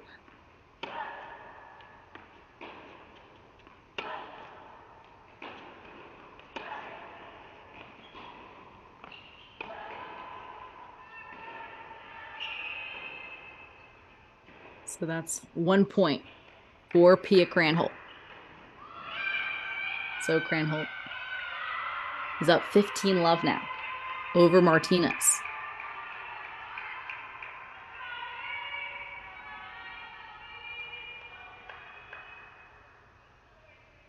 And looking around, Pia Cranhold does see that it's not the clearest pathway to 4 points for the Hawkeyes. This is really a clutch game for Cranhold if she's able to pull it off, because Illinois is ahead on some other courts that are still in action.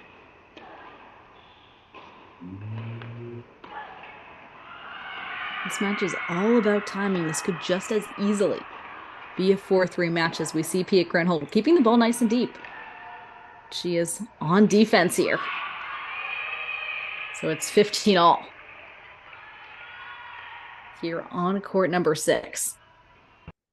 And again, each match only worth 1 point. So the players on court 6 just as important as the players on court number 1. And we're seeing that right now. 15-all.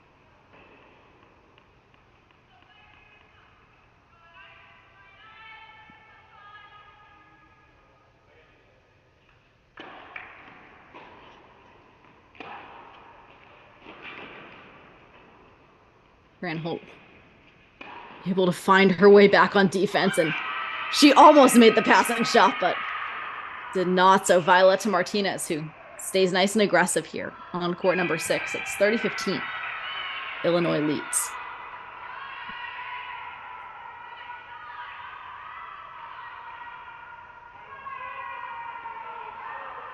So it's a battle of the freshmen. Violetta Martinez, also a freshman from Port St. Lucie, Florida. She was a blue chip ranked top 20 in the nation. She trained at the Rafael Nadal International Academy, and she's anywhere as gritty as Nadal, then Cranhold is in trouble in the second set, as that was a huge forehand inside out. So it's 40-15 now for the Illini here on court number 6.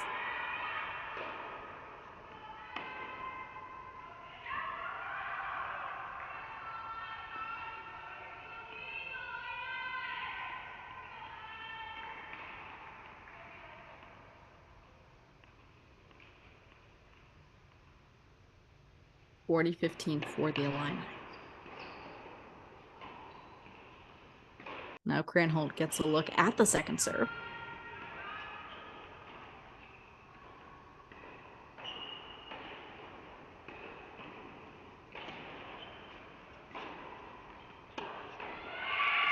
So it's really up to Cranhold to find a way to get on offense here, as that was a big misfire.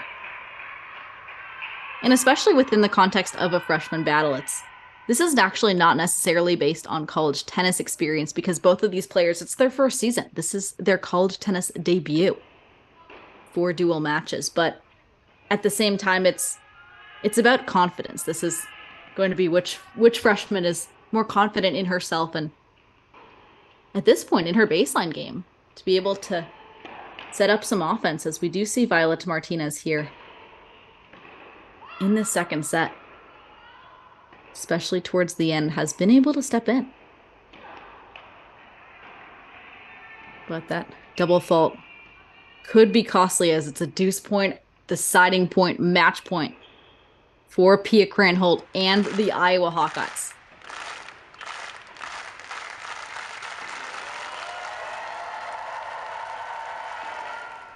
So it could all be over right here. Cranhold is able to find a way to clinch.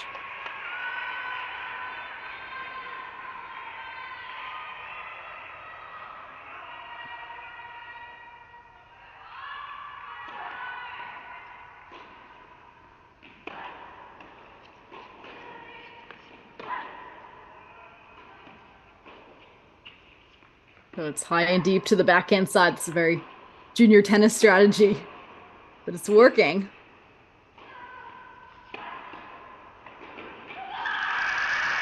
Huge forehands from Violetta Martinez. That's 5-all. A well-earned point from Martinez. We play on here on court number 6. Meanwhile, for the match is still in progress, Samantha Mannix from Iowa is up 2-love in the third set against Ashley Yao on court number 1. On court number 2, Marissa Schmidt from Iowa looking to send that match to 3 sets. I felt like I said that 30 minutes ago, but our scoreboard still shows us. Marissa Schmidt is up 5-4 in the second set. And Kasha Trieber from Illinois is up 1-love in the third set on court number 4. But we lock in here on court number 5. On court number 6, rather, as we see. Granholdt and Martinez. Pia Granholdt does take the opening point against Violeta Martinez.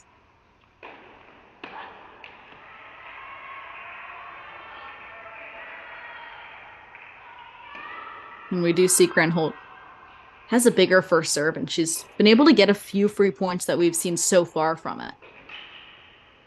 Having that first serve is so clutch, especially in tight moments in a match when you can just pull out a big first serve. You can rely on that serve to give you a few free points, which could be vital because, again, college tennis, these matches only come down to sometimes less than 5 points. And this is a perfect example of that type of match. As Granholdt is now up 30-love.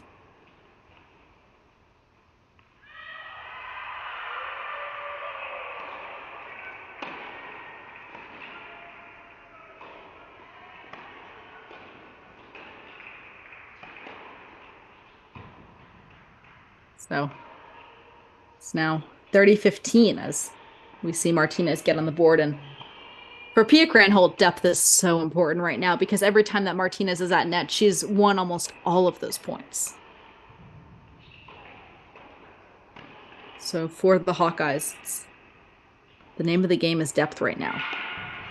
Meanwhile, for Violeta Martinez, finding that forehand inside out and getting into net is what she's looking for, as we see her already looking to edge over on that forehand side and do just that. As it's a drop shot, and Granholdt is there, though. That's a huge passing shot from Pia Granholdt. A nice setup from Martinez, but not good enough.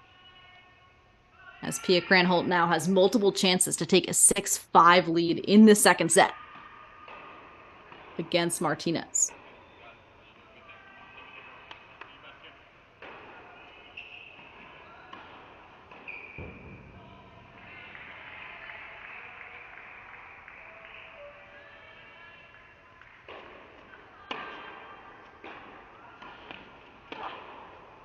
So Granholdt's able to get that ball nice and deep, and that is a nice, solid game from Pia Granholdt to go up 6-5 in the second set. And meanwhile, we're going to check in with court number 4. Court number 4 here at Illinois during this changeover, as we do see Kasha Trieber is up 1-love in this third set. Meanwhile, Barbara Picorna is up 30-15 in this game.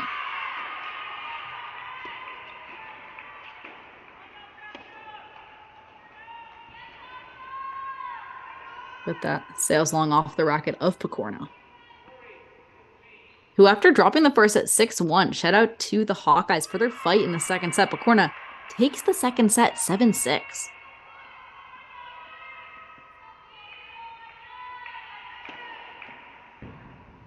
And so we did just see that scoreboard switch to 1-all. Switched on our side as well. So it might have been delayed. But meanwhile, Westhoff, it seems that we are back in progress at court number 6. So let's head back on to court number 6 as we see if Pia Granholdt can close out this match against Violeta Martinez.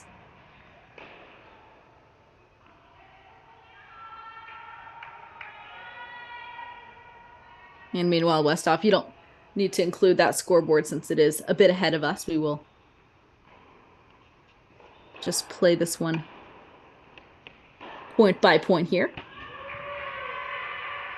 As we do see Violeta Martinez is able to take a 30-15 lead in this game.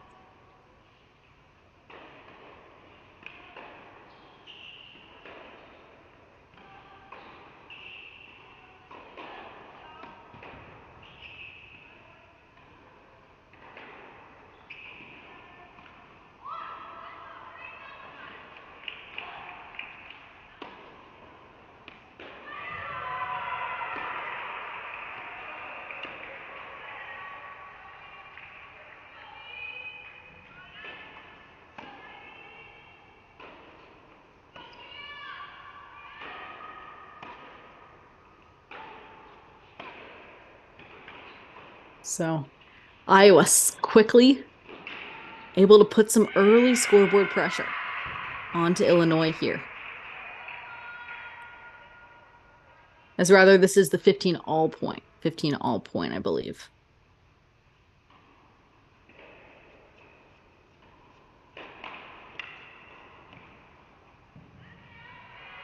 And energy is something that is also understated, but so important at this point in the matches.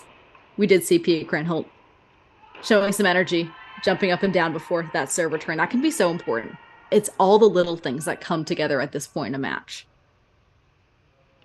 It's also the fake it till you make it. I'm sure both players are quite nervous right now, as this being one of their first dual match situations, especially with a clinch moment.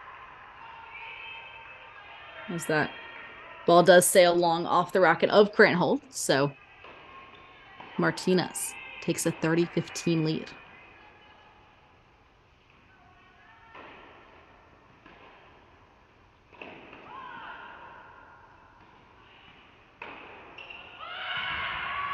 So on court number 4, Barbara Picorna is up 2-1. And on court number 1, we're now tied at 2. So Iowa has one lead in a third set at this point.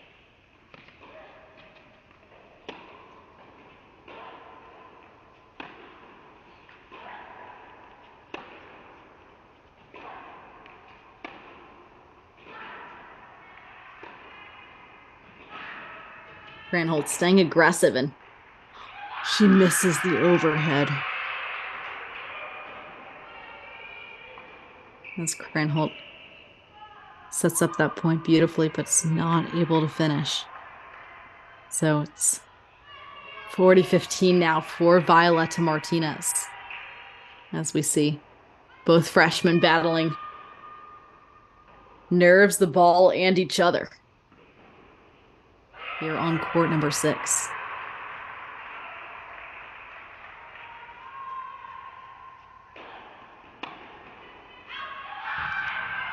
And that one sails wide, so we're heading to a second set tiebreak here on court number 6. It's a second set tiebreak.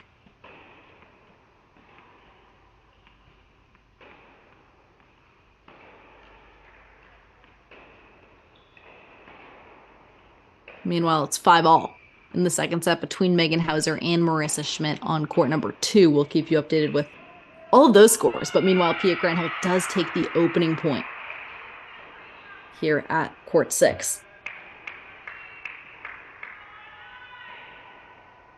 So Violeta Martinez has more of the weapons, especially off that forehand side. That forehand inside out is probably the best shot that both these freshmen combined have to offer on court number 6. However, Pia Cranholt has played a very smart second set. As long as she can get the ball deep and keep the point neutral, then she has a much higher chance of winning these points.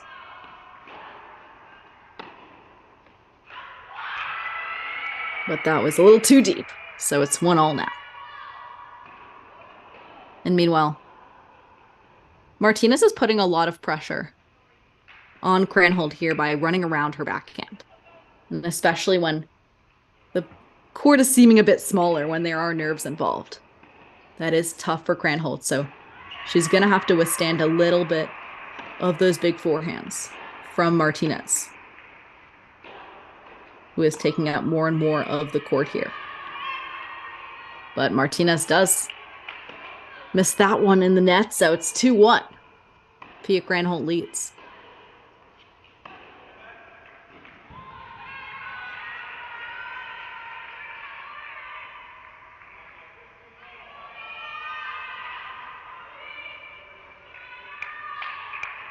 So 2-1 for Iowa.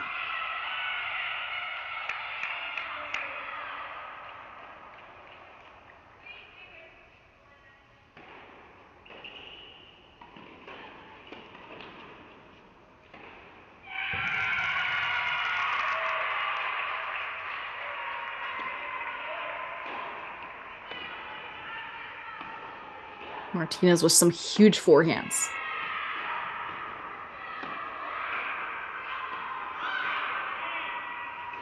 And that one sails long from the racket of Cranholt, who is showing some frustration here. So we do see 2-all now here on court number 6.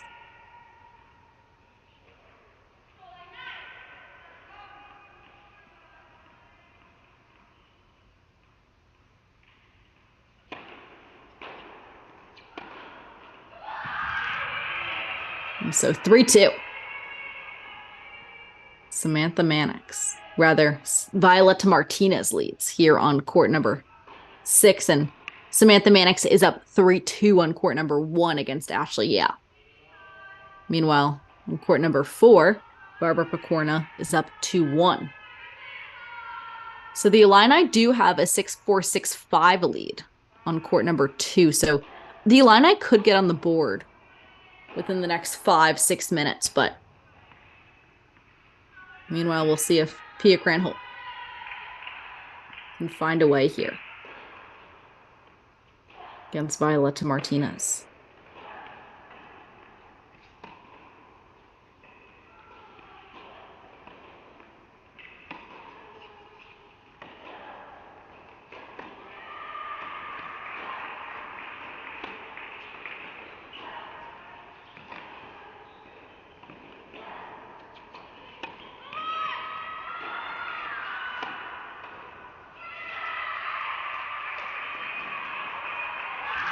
That is a miss hit off the racket of Cranholt. Yikes. So it's 4-2 now for the Illini. Violetta Martinez has done a really nice job of staying solid from the baseline, but also those mishits, those unforced errors off the racket of Cranholt are both a direct factor of the pressure, but also of the pressure that Martinez has put on her with that big forehand.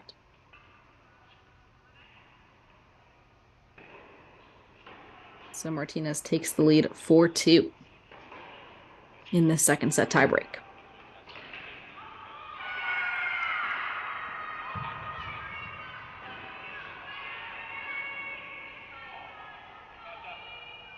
As we see Pia Cranholt here getting herself back together after a few tough misses here at court number 6. Meanwhile, it's 2-all now in the third set at court number 4.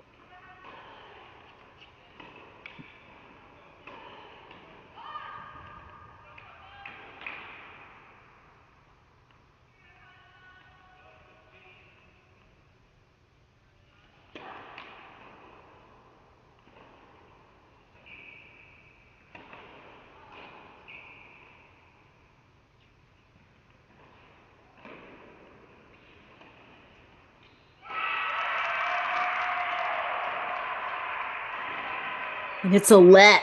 It's a let. It's a double fault. It's a double fault. I thought that let just barely went over the net, but did not. It dropped back on the side of Martinez. So 4-3. Martinez still in front here in the second set breaker. Again, Iowa in the upper left-hand corner of your screen is up 3-love overall. Needs one more match.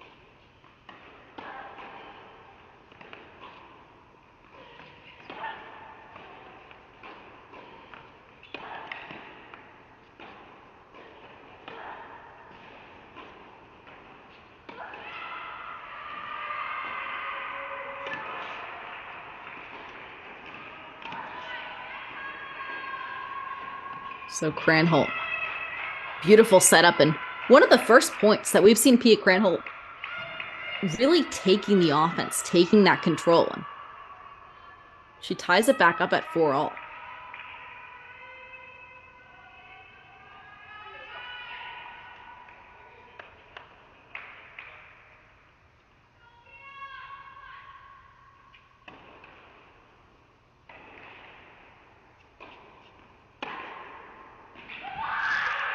Wow.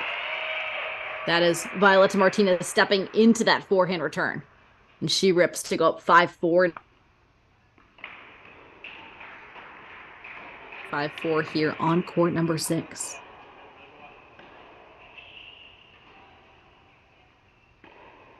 So, of course, for Cranholt, the easier said than done strategy is to get it to that Martinez backhand. But as I said, it might just be depth to either side for Cranholt might be her best bet at this point in the match. So that is too deep in. Violetta Martinez with multiple set points. Westhoff, could we see that set point graphic? So Martinez up 6-4 in this second set tiebreak.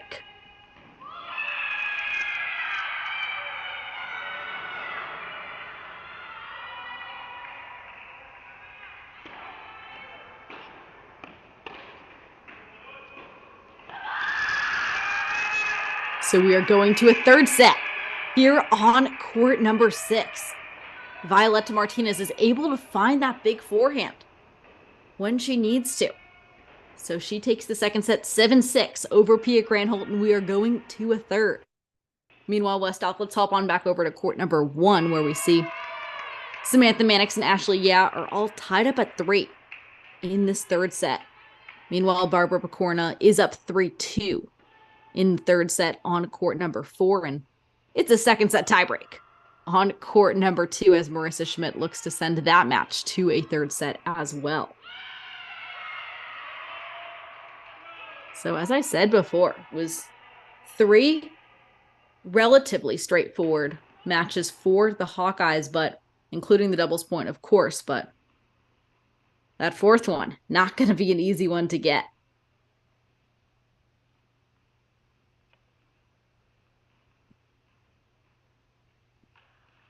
And Westhoff, you can hide that scoreboard, which is still 1 point ahead as it is 15-30.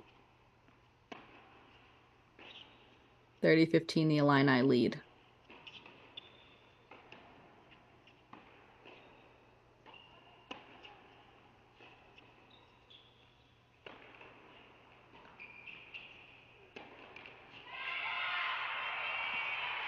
So Ashley, dumps that overhead in the net, and Samantha Mannix makes it 30-all.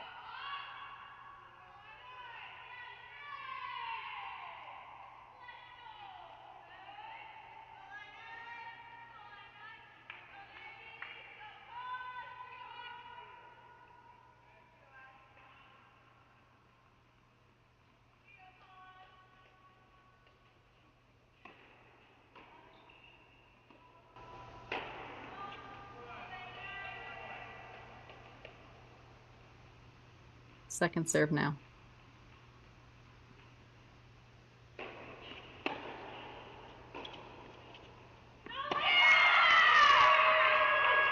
And that one sails long off the racket of Samantha Mannix.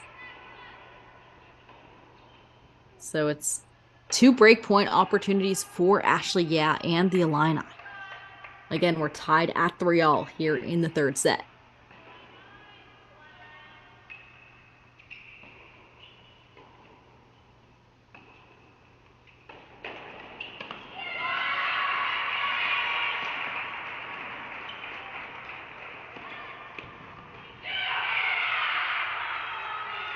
And so it's deuce point, deciding point. And this is kind of a pre-match point in a lot of ways because tied at 3-all. Deuce point, Westhoff, could we see that graphic? Whoever takes this 1 point will be 2 points away, 2 games away from the match. So again, 3-all, deuce point. We see Ashley Yah chooses to receive on the deuce side. She is so far back behind the baseline. Check that out. As Ashley Yah's on offense on that forehand side. Samantha Mannix is putting the ball up nice and high. And that one sails long off the racket of Ashley Yah. And Samantha Mannix goes up 4-3 for the Hawkeyes. Meanwhile, Westhoff, let's go to court number 4 during the changeover. Court number 4. Here as Barbara Picorna for Iowa is up 3-2 in this third set, trying to extend her lead against Kasha Trieber.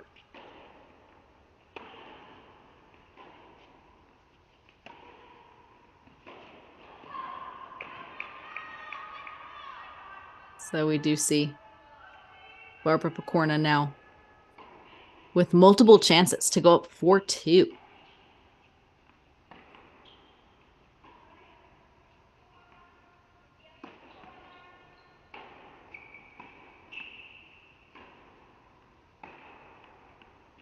So looking at Barbara Picorna for Iowa, a sophomore out of the Czech Republic.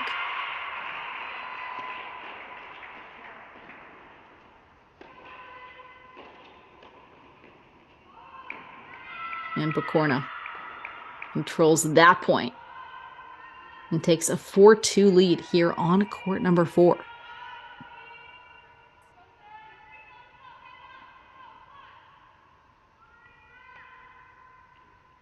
Meanwhile, Westhoff, let's hop back on over to court number 1, because no matter what happens here on court number 4, they're going to have another changeover. So let's go back to court number 1, where Samantha Mannix is up 4-3 over Ashley Yeh. Samantha Mannix, of course, closest to us on our screen.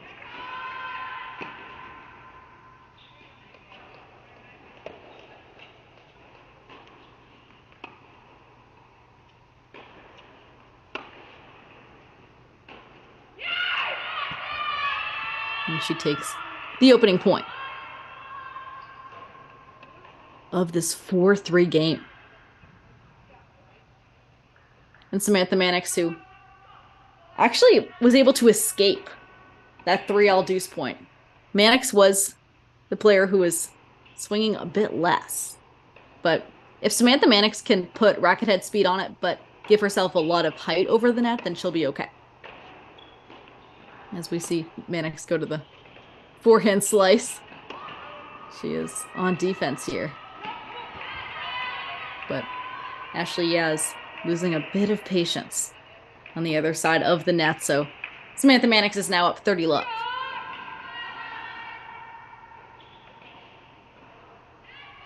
Four, 3, 30 love. Meanwhile, Barbara Picorna up 4-2 on court number 4. That is 30-15 for Picorna currently in that game.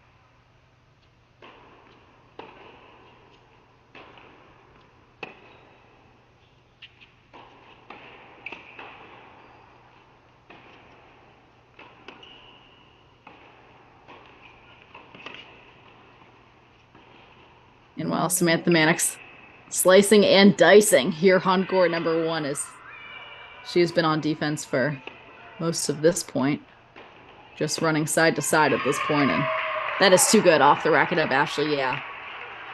So she gets on the board in this game, 30-15. Mannix still is in front. Meanwhile, it is match point for Megan Hauser. So Westhoff, let's actually go to court 2 really quickly and show Megan Hauser up 6-4, 6-3 in the tiebreak. It is 6-all in the second set.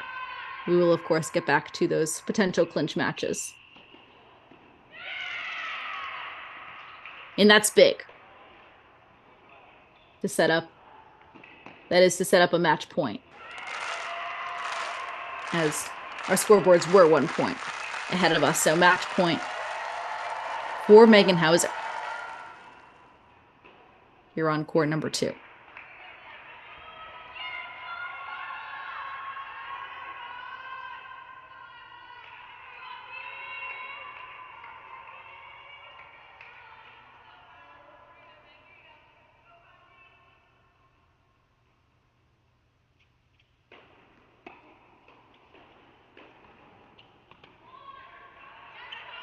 Hauser on defense.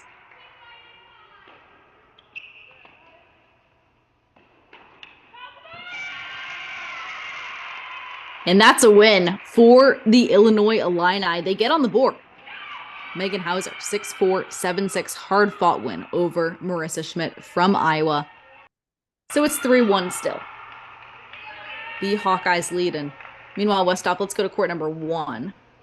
Court number 1, as we see Samantha Mannix up 4-3 against Ashley Yeh. looking to extend that lead.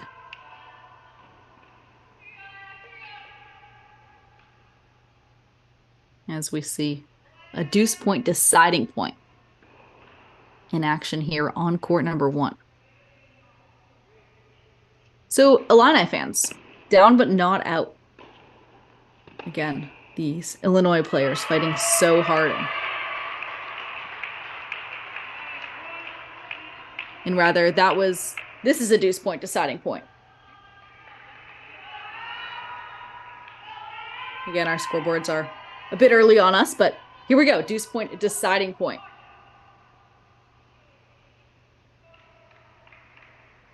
For Samantha Mannix to go up 5-3.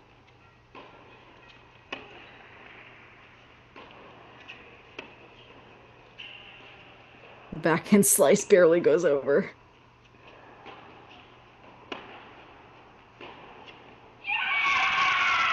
Samantha Mannix gets it done in that game, so she's now 1 game away for the Iowa Hawkeyes. Meanwhile, we are just starting the 3rd set on court number 2, and Barbara Picorna is up 4-3 now on court number 4 for Iowa.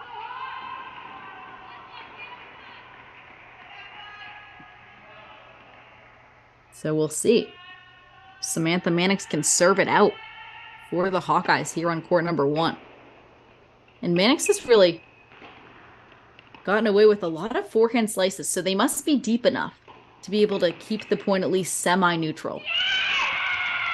As we see Samantha Mannix, the defense is really coming in clutch today for the Hawkeyes. And I only laugh because we do see Ashley is all over the net, and she is not able to finish out many of these points at net. So if you are Ashley, perhaps the strategy is actually to see if you can go for a bit higher percentage tennis, a bit less aggressive, which is tough to say here on court number 1, a court that is consistently the most aggressive court in these college tennis matches. But sometimes you just have to hang back and build the point a bit more, because Samantha Mannix is coming up with some great shots on defense, but that backhand slice was right in the net from the racket of Mannix. Meanwhile, Barbara Picorna is up 5-3 now for Iowa. So Iowa's up 5-3 on 2 courts in these 3rd sets. Courts number 1 and 4.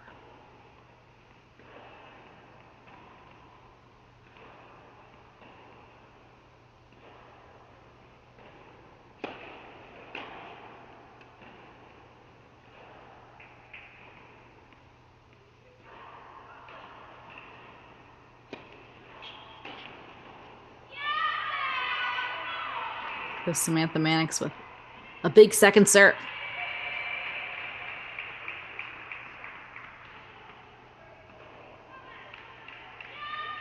The setup 30-15 point. She's 2 points away. So Iowa fans, it's time to lock in here on court number 1.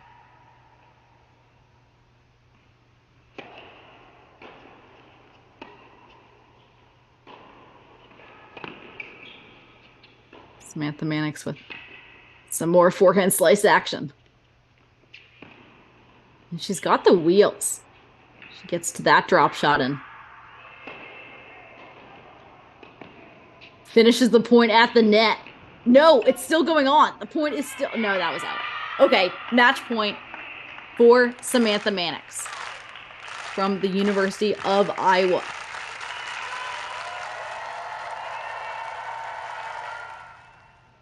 Samantha Mannix just 1 point away from a big clinch for the Iowa Hawkeyes.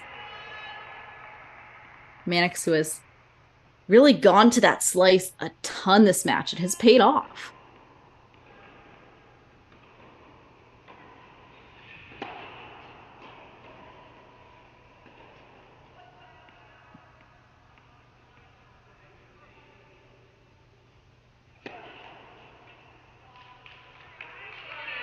Double fault. So it sets up match point number 2. Samantha Mannix now up 40-30 against Ashley Yap.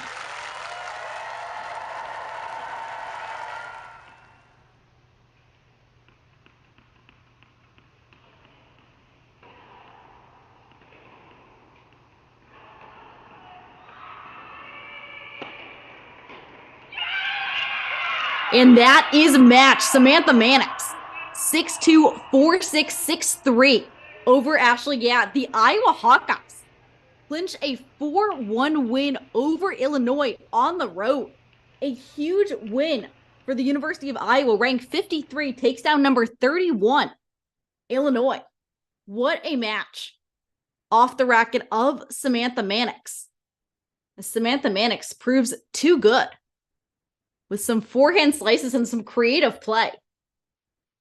And of course, what more can you ask for on a Big Ten Sunday? This is our final regular season Big Ten Sunday, brought to you by your host, Perry Shinen, joined by super producer Daniel Westhoff. And what a match to finish off on. A huge win for the Iowa Hawkeyes, 4-1 over Illinois on the road at Illinois. And of course, Samantha Mannix comes up clutch at that number 1 single spot. And that court number 6, 2 freshmen, battle of 2 freshmen that I'm sure we will see a lot more of over the years here at Cracked Racquets. Again, this is Perry Shinen, joined by super producer Daniel Westhoff. This has been a pleasure bringing you Big Ten tennis every Sunday all season. Of course, what would you rather be doing on a Sunday than watching some Big Ten tennis? So thank you for joining us all season. And of course, we'll see you in the postseason.